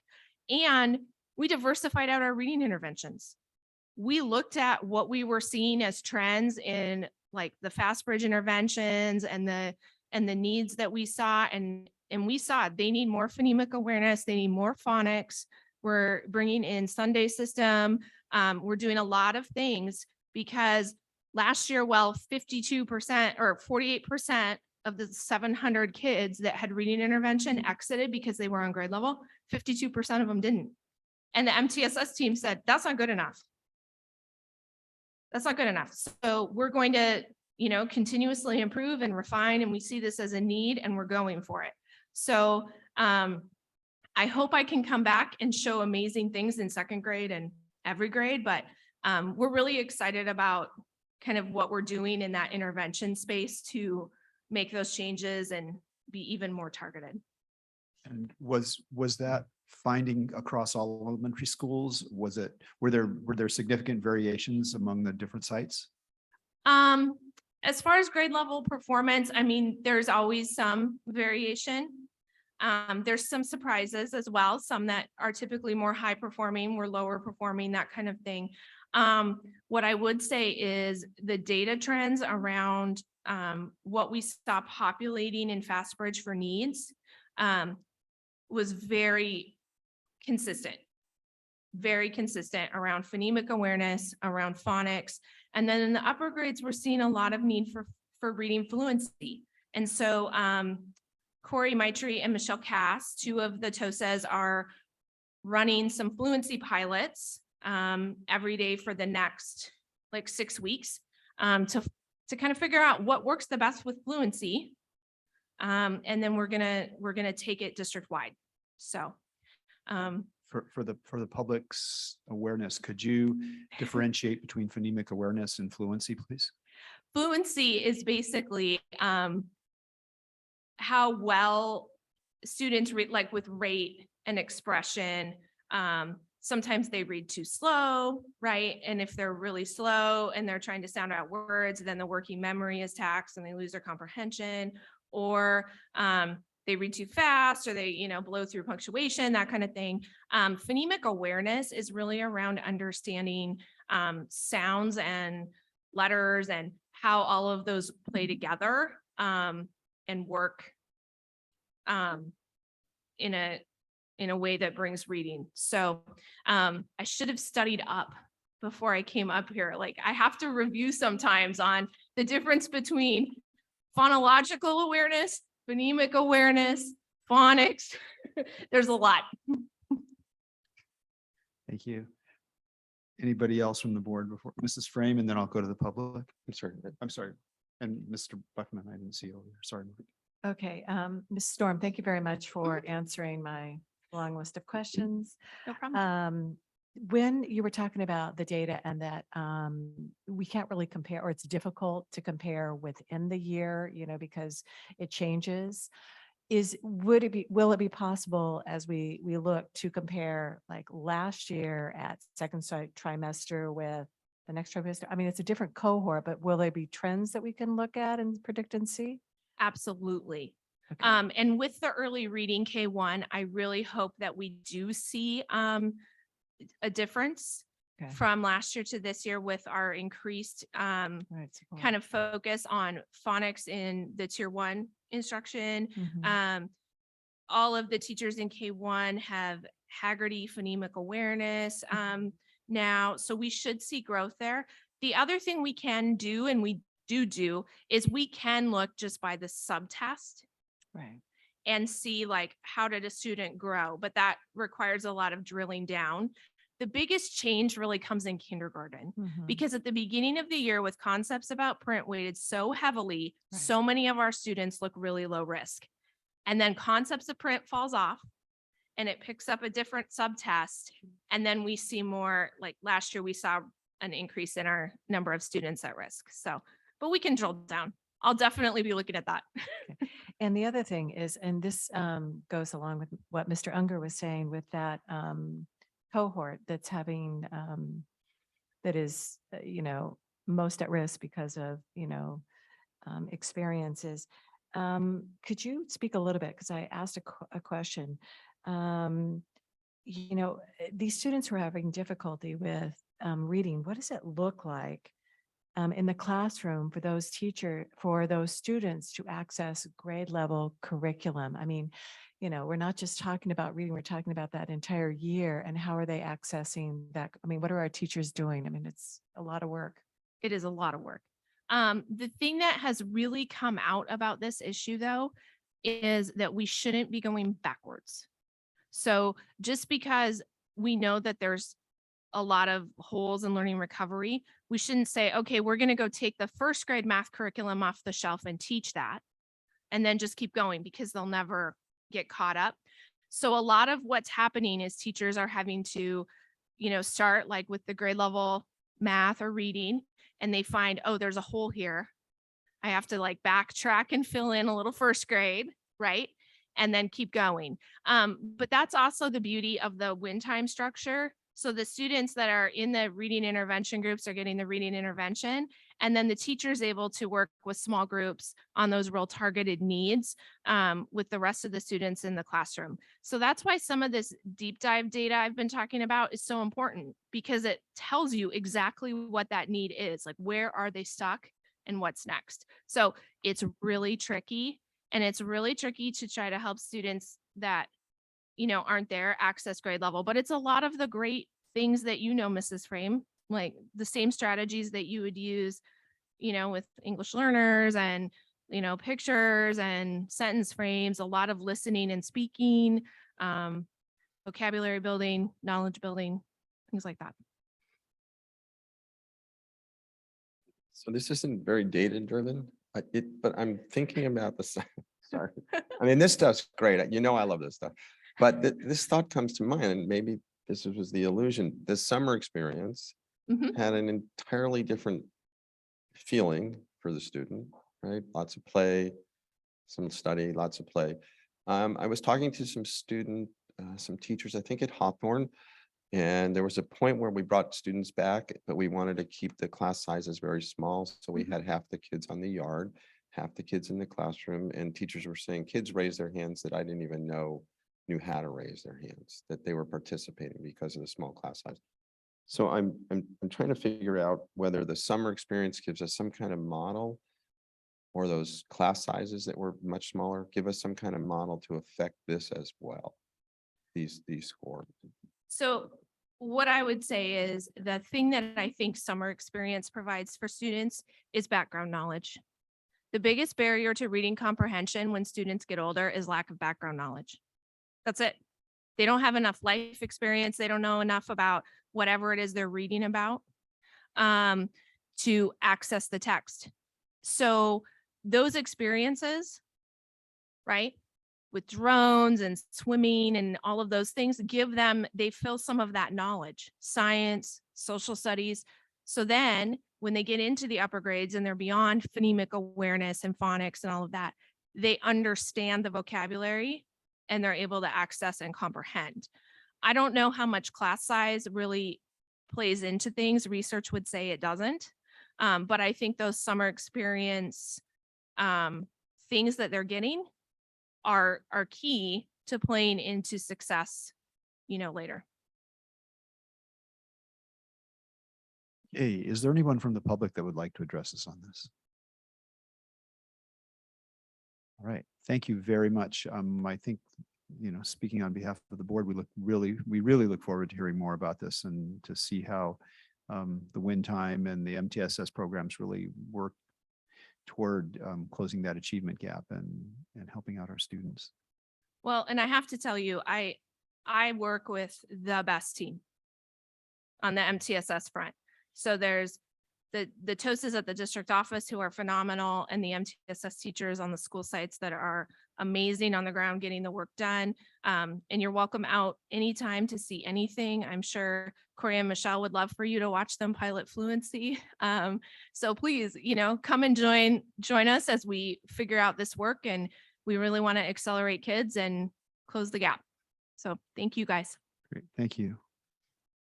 10.03, authorize approval of intent to apply for English learner authorization waiver. Number 1, Mr. Block. Actually, for the next 2 agenda items, we are requesting that the board approve an application for a waiver for an English language learner authorization for 2 of our new hires in the 22-23 school year. Our first one, Alicia Field, was selected as the CTE teacher of the engineering wheel at Laguna Middle School.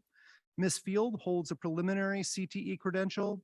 Preliminary CTE credentials do not have an authorization to teach English learners. When she completes her clear credential program later this year through the Ventura County Office of Education, she will be granted the appropriate authorization. If approved, staff will be submitting a waiver application. So this one is for item 10.03, Alicia Field. Is there anybody from the board that would like to ask Mr. Block any questions? Is there anyone from the public that would like to address us on this item? Okay, seeing none, I'll bring it back to the board for a motion. Would someone like to make a motion to approve item 10.03? Yeah, I'd like to make a motion to approve 10.03, authorize approval of intent to apply for English learner authorization waiver 1. And second by Ms. Dobler Drew. Is there any further discussion on this item? Okay, Mr. Buckman. Ms. Dobler Drew, Yes. Mrs. Roger. Mrs. Sheffer. Mrs. Frame. And I'm a yes. Motion carries 6-0. Thank you very much. 10.04, please. Yeah, this is the same thing. The next one, 10.04, Archie Galinato has been selected as the CTE teacher for the introduction to sports medicine at Morro Bay High School. So same process. He'll be going through the credentialing program through the Ventura County Office of Education. Great.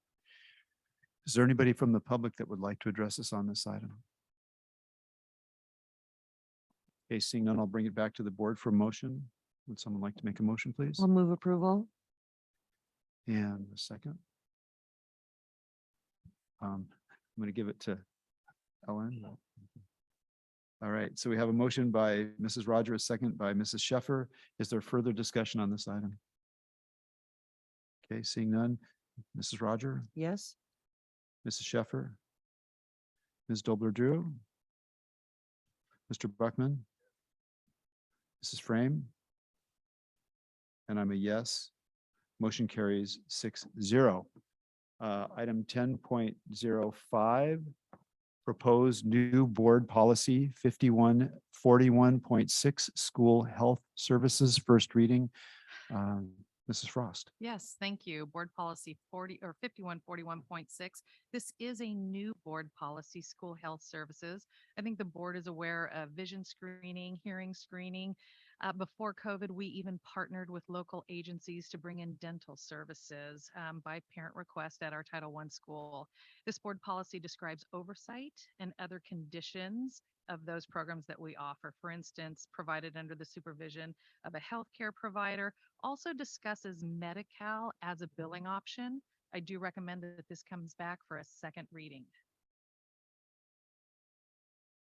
I believe we do have someone from the public that would like to address us on this item. If you would please come forward.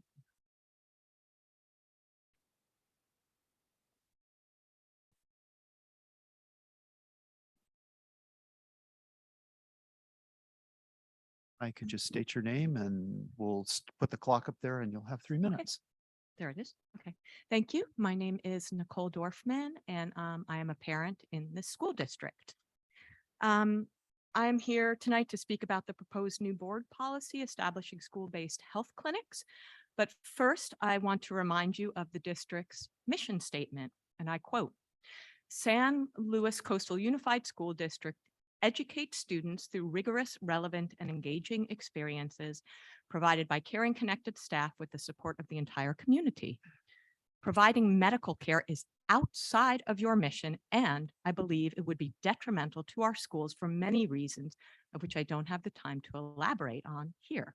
I do support having a full-time nurse, school nurse at each school to deal with issues that arise during the school day, such as a child feeling sick or having an asthma attack or an injury in PE class, that sort of thing.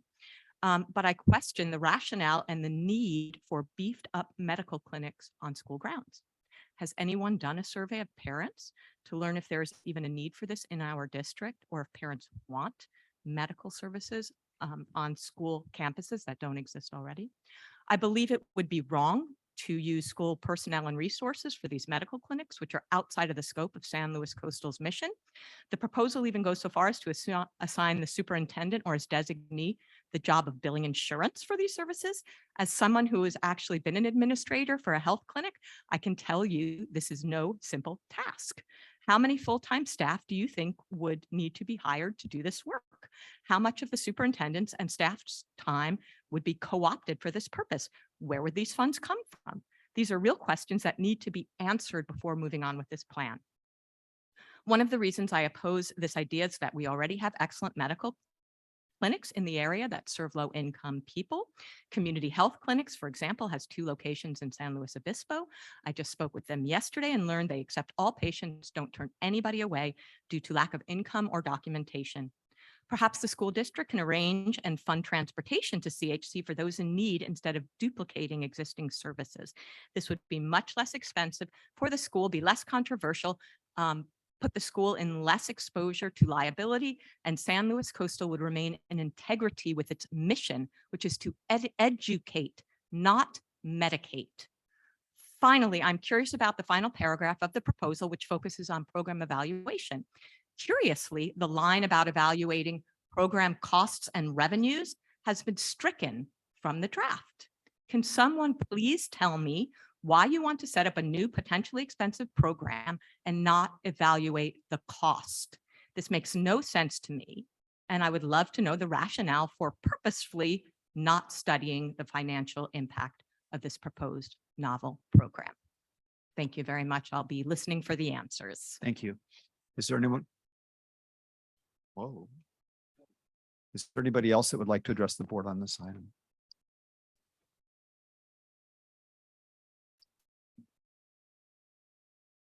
Hi, please state your name and then your 3 minutes will begin. I am Jeanette Stocking and I have a daughter at Loams. I'm sorry, which school? Loams. Okay, thank you. Los Osos Middle School.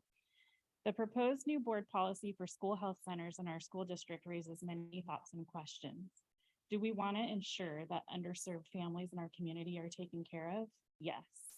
That's why we have programs in place such as the Affordable Care Act of 2010, Medi-Cal, Covered California, low to no cost and sliding scale clinics such as CAPSLO, the SLO Public Health Clinic, and CHC. I believe that health centers should be kept out of the schools. The district already offers information on outside resources for families who need them, and it can continue to do so. However, the school district enacting a standalone health center on or near school campuses is a slippery slope. The funds and focus should be on education, reading, writing, and arithmetic, not putting our minor children in a position to make medical decisions that may be made without parental consent or knowledge, especially with the revolving door of bills that are submitted regarding medical services and parental rights, such as SB 866, SB 1479, AB 1797, SB 1419, and the list goes on and on.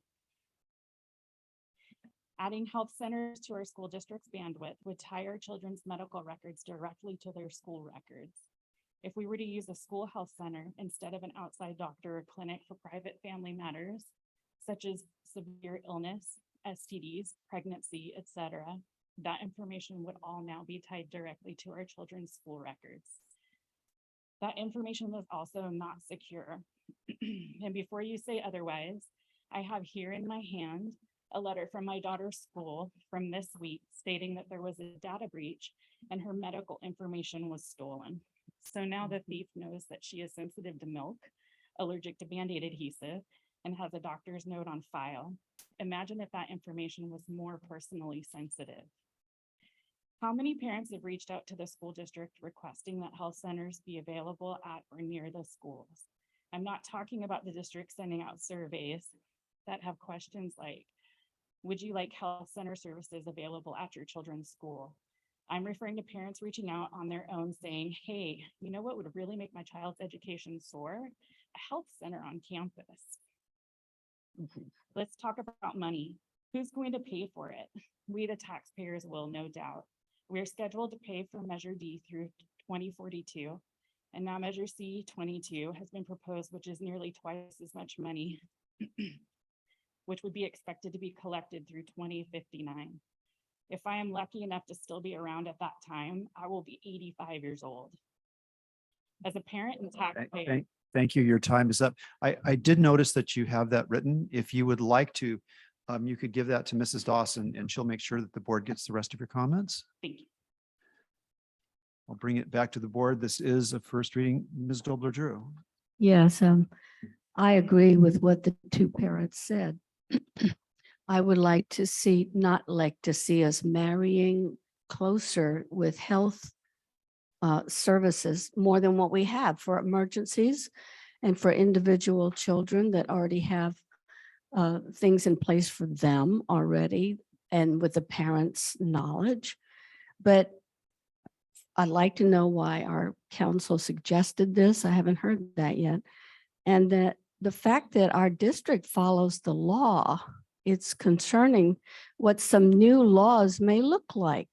For example, they were trying to pass in Sacramento Bill 866, which was going to allow young teens to receive a vaccination without parental consent.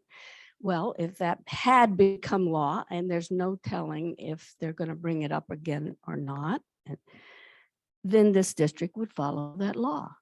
So I cannot, in good conscience, marry the health services closer together with the educational mission that we do have.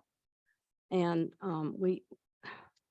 there's also some things written about, well, I won't even go into that, but I just think that the types of health services need to be laid out, exactly what would be permitted and what would not, before I could even entertain the idea of voting for this. And it's just very, very concerning.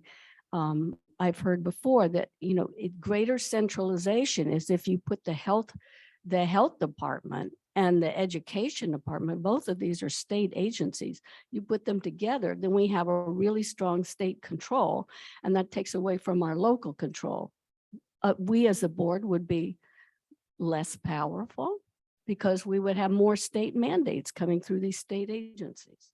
So I'm just saying I'm for local control, and I'm also for parents being fully informed. If such a thing were to be voted in, I would then draw parents and board attention to our policy 541, which is talking about notification consent for medical treatment and caregivers authorization affidavits in which the parents have a right to either consent or refuse any school-related medical care on behalf of the minor student. Just as the vaccine mandate was being considered with no exemptions, no religious exemptions, I just feel like that things are just too narrowly defined when it comes to law in our state to be able to be supported unless you just want to give up local control over our destiny. Thank you. You know what, I forgot to ask if there was anybody else who wanted to address us on this, and I forgot to see if there was anybody on Zoom who did. Mrs. Dawson, is there anyone on Zoom who wishes to address us on this item? Okay, I'll bring it back. Well, thank you, Ms. Dobler-Drew. Is there anybody else who has questions or comments about this? Mr. Buckman? Yeah, thanks. When Ellen and I and Mrs. Frost spent some fair amount of time reviewing this, we had suggested a change from shall to may in 2 locations. When I read this the other day in reviewing it again, I was thinking, well, maybe we should put the shall back in and take out the may. And the shall would require things.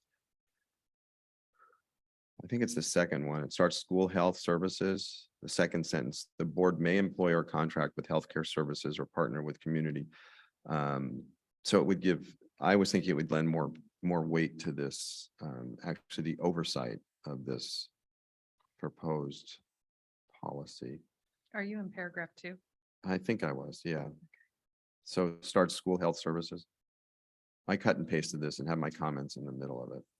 Oh, got it. Shall, right? Yeah. So I didn't.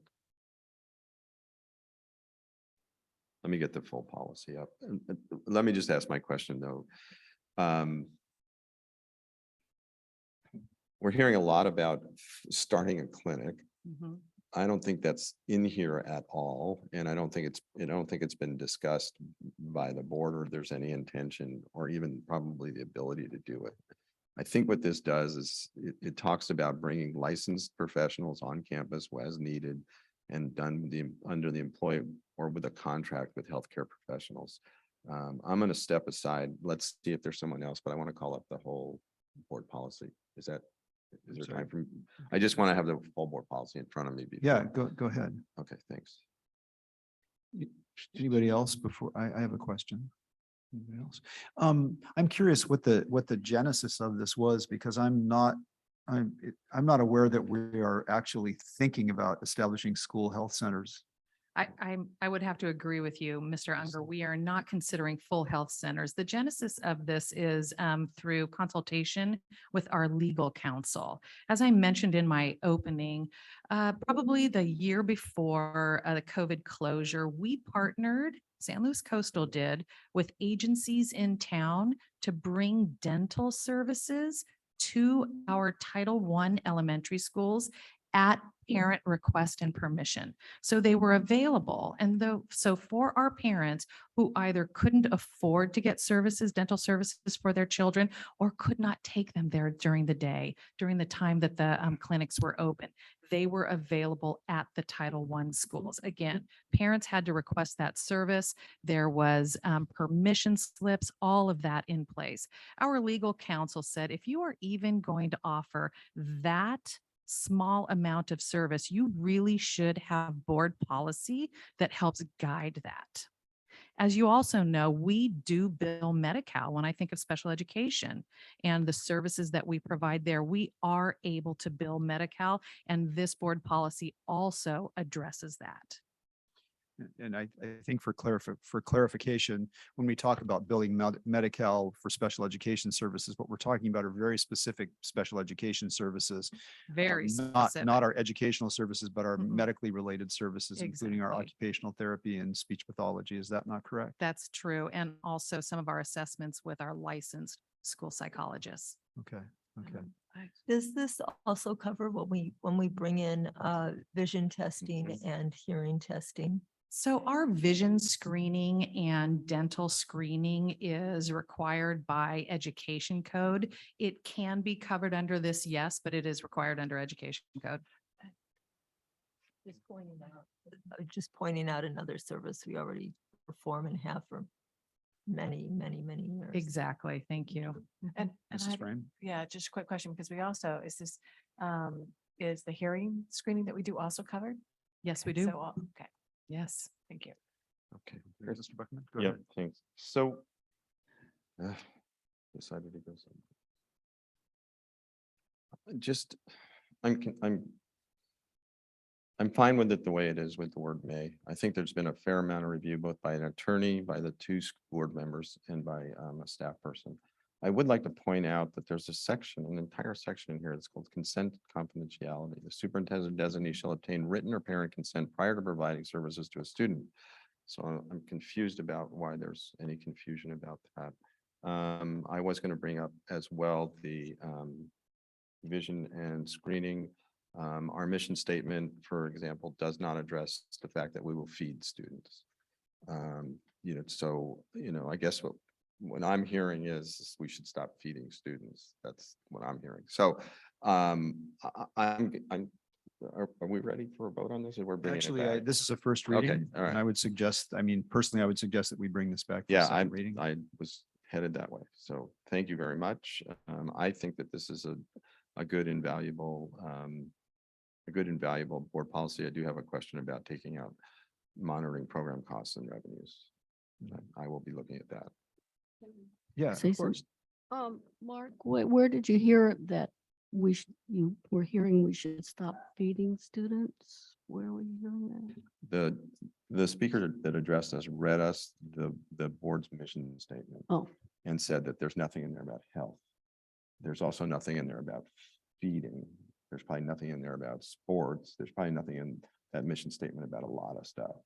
So if we're going to eliminate based on that statement, we're going to eliminate things that are not in the mission statement, then there's a lot of other things we'll have to eliminate. So I think this is fine. In fact, I think it's necessary for the protection of the district and the students. I want to, if it's okay with the board, I'd like to ask Dr. Prater a question.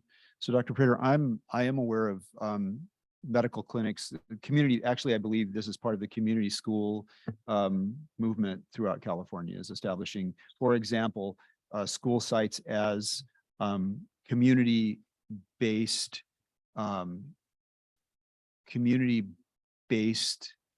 what's the word? Access, giving communities access to care that they wouldn't ordinarily get. And so schools becoming sort of the focus for this, not necessarily operating whatever it is that we're talking about. But I know this is a big deal in California. And it's a movement throughout California establishing community-based schools. I am not aware that our school district is planning on establishing any clinics at our sites. Is that something that's a plan? And if it were, what would be the process that we would use in order to even begin that establishment of those, that aspect of the community-based school? Yeah, the short answer is we have no plans. It's never been a conversation coming from my office to start our own health clinics in our schools. I think Mrs. Frost did a nice job of explaining the impetus of this, which is really to limit our liability, because we were entering into partnerships with local dentists that were coming in to our Title I schools and looking at chronic problems that were occurring, kids just with toothaches and cavities and things like that. And we're just trying to help, we're not in any way, shape or form trying to take over or bring in a health care center to our schools. I know there are school districts in California that have these, but they're in very different neighborhoods than what we have. Right. Super high need neighborhoods. And I am aware of that. But in our communities, in our district, I don't see that being practical. And I think the purpose of this policy, while I understand what Ms. Dobler-Drew was saying, I really understand the perspective of that, of health and education merging together. I personally feel that what this allows us to do, especially with the words may, it allows us to take chronic circumstances that may evolve among some of our more needy sites in particular, and try to give families the opportunity, the ability with permission to gain support for their children who might otherwise not receive those services. Now, to me, I see that in a limited way. I have had local physicians in our community reach out to me and ask if we would be interested in partnering with their agencies and in providing support services or medical care for families in need. But, my message back to them is we have a family resource center that helps families with gas cards and food and clothing. We have those services through our family resource center, along with mental health recommendations and referrals outside of our agency. So I do think this comes from a good place. Well, I know it comes from a good place. I also think it's crafted in a way that doesn't say that we are planning to do this. It just says that if we ever enter into a partnership with a healthcare agency, that we would need to do an MOU. We need to bring it to the board for approval, and we'd have to get parent consent. So there's all those layers, and I have no intention in the near future of doing those things. So I think the purpose of this is simply, as Mrs. Frost said, to make sure that we are our eyes are wide open when we do try to support our kids and our families. Thanks. I'm aware of school districts that are also doing this. I'm aware that Bakersfield City Schools does this. I know that they do have health clinics, and speaking to people from Bakersfield City, they're actually very successful and welcomed within their communities. They provide medical care, dental care, vision care, things that are lacking in some of those impoverished communities. Also in Los Angeles, I'm aware of that. But I don't think that's what we're talking about here. it's interesting to me that this conversation really started with the notion of dental care for kids. In my professional career, I remember talking to a child who during one of the speech therapy sessions, I was able to examine the child's mouth, and the child had a brown hole where their tooth should be. I immediately contacted the school nurse, and being able to find dental care for the student was near impossible in this county. Yeah. And so anything, as far as I'm concerned, anything we can do to help alleviate children's pain does further our mission. And so I would appreciate that. Thank you, Mr. Buckner. Yeah, And Ms. Dobler-Drew. Thanks. I certainly agree with you. I'm sorry. Mark's first and then. Said me. But that's okay. So I just want to be clear. Chris is talking about clinics that are successful. People here said that the clinics are possible. But my understanding, I'm going to look at Ryan on this one. Clinics would have a cost associated with it. They'd have to be budgeted. And one of the statutory responsibilities of this board, along with everything else to do, is the approval of the budget and the finances of the district. So nothing's going to occur that doesn't come before the public, just like this board policy does. And so I haven't heard anything come before us yet. I see the value of this. I too dealt with children when I was at Santa Maria that had, I didn't see the tooth because I couldn't get in the mouth, but when they smile, the tooth is gray and filled with cavities, and they're in pain all the time. I've had a cavity. So I'm still in favor of this, maybe with a couple of word modifications, but this is going to allow us to continue the work that we've already been doing. So, Eve. So for 25 years, I took my class to the dental trailer for their teeth and had them fixed. Okay. So that's something we're already doing. So why do we have this? And this was presented very generally. And so anybody's imagination can go anywhere, which I think it did. So that's why I initially said I wouldn't be able to vote on it unless I knew what those services were. And now you're saying services to keep kids out of pain, dental, that's specific, okay? EpiPens, that's specific. We have to be specific. We can't just say shall, change may to shall and say we will do this without knowing exactly what we're doing. That's what my point is. So is it going to be shall or may? You said may and No, you said well, it's shall. written may in here. But he talked about wanting to take it back and make it shall. So I'm looking at the language here. It says may. Yeah, so the board would, I'm sorry, Chris, would you explain the process? Go ahead, Mr. Buckner. So my understanding is this is the first read. So we get to look at it, we get to discuss it. I think this has been a good discussion. And then when we come back, we may bring changes back with us. Right. Well, right. There's no vote on this right now. So I think we're probably headed to another discussion. We bring this back for a second read.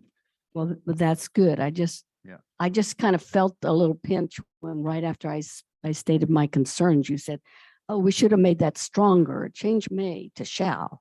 So I kind of got an ouch out of that. I just want to point out that we never have discussions we rarely have discussions about proposed board policy when we're during a first reading. And I think this has been a really great discussion that we've had about this. And I'm really glad that we were. My sense from the board is we want to bring this back for a second reading. And so is there a consensus to do that? Okay. And then may I suggest that if the board has suggestions for language, that they forward it to Mrs. Frost and that she will allow us then to discuss those things in public at the next meeting. Yeah, perhaps it can go back to the board subcommittee. Okay, great. Thank you very much. So this will be brought back for a second reading. And I just want to thank everybody that spoke tonight because this provoked a really good discussion and I hopefully cleared some stuff up. It cleared some stuff up for me. Okay. Let's move on to the acts of consent agenda. Let me know if you'd like an item pulled. 11.01, 11.02, 11.03, 11.04, 11.05, 11.06, 11.07. Would someone like to make a motion to approve items 11.01 through 11.07? Yes, I'd like to make that motion since I usually pull something and I haven't. Okay. Would someone like to second that? Mrs. Frame? Okay. Is there any further discussion from the board on this? Evelyn. Let's see, Mr. Buckman, Mrs. Frame, Ms. Dobler-Drew, Ms. Roger, Mrs. Sheffer, and I'm a yes. Motion carries 6-0.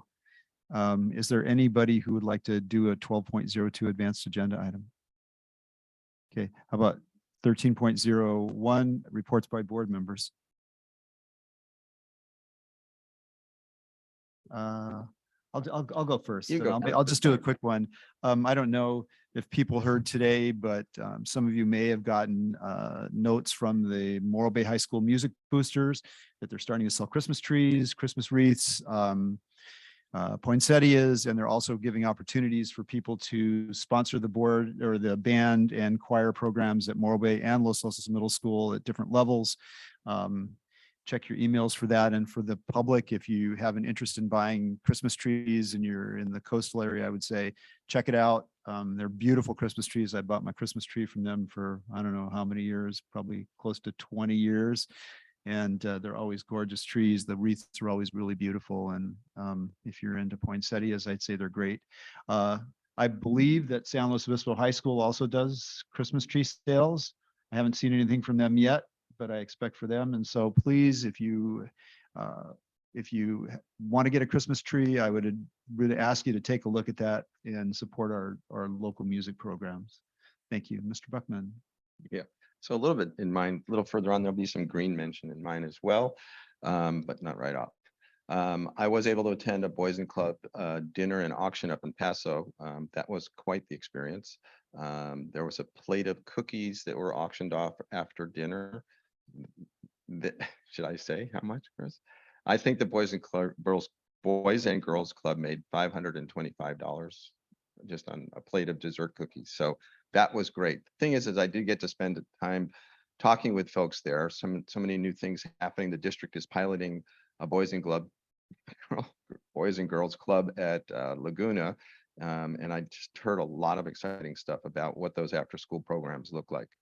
I was able to attend the Tri-County Education Coalition, where we had people from Ventura, Santa Barbara, San Luis Obispo, superintendents, board members, classified parent leaders, and we're discussing the future of this organization. I was able to attend a public tours at San Luis High School, but before that, I got there really early, so I went and saw the custodial crew getting ready to go out, and I was going, "It's Saturday, you guys." And you're there, it's like full, they're ready to go. And they're there because of the football game the night before. And I'm guessing that it was a little dirtier, a little more stuff thrown around because Cabrillo got kind of wiped out by both the JV and the varsity. So that was good. A lot of tours were, here we are, Chris, on the green stuff.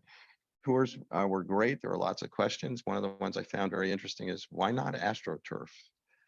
And to my best thinking, lawn stays pretty cool, like, if you're running on it, but AstroTurf's going to absorb heat. This was during the week of the 150 days.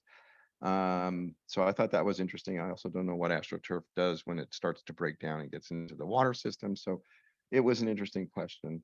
I was talking to some Sierra Club folks during some stuff. And at one point we all realized, and I'm not sure about this, that Morro Bay High School is separated from the ocean by a sand dune. And the tides are going higher and higher. So I don't know where that, I'm not going to be on the board then. And at Monday, I was over at Hawthorne I talked to some teachers and sat in on the principal's first meet and greet. It was very cool. Very good effort for community involvement and engagement. Thank you. Great, thanks. Eve. I had the pleasure of being guided, I guess is the word, on a tour at Monarch Grove for the boardwalk. I got there a little later and the principal already needed to go into an IEP, but she came out and said hello. And then the full-time counselor got to show me the advantages of full-time counseling, and she was elated, Callie Bowler, and just really made me elated to see the advantages and the different techniques, opportunities, resources that they have to help students who are in distress. And so this is exactly, I felt like, wow, I know we're really on the right path, on the right track here with the full-time counseling and expanding that. Anyone else? Okay, I would say this meeting is adjourned. Thank you very much.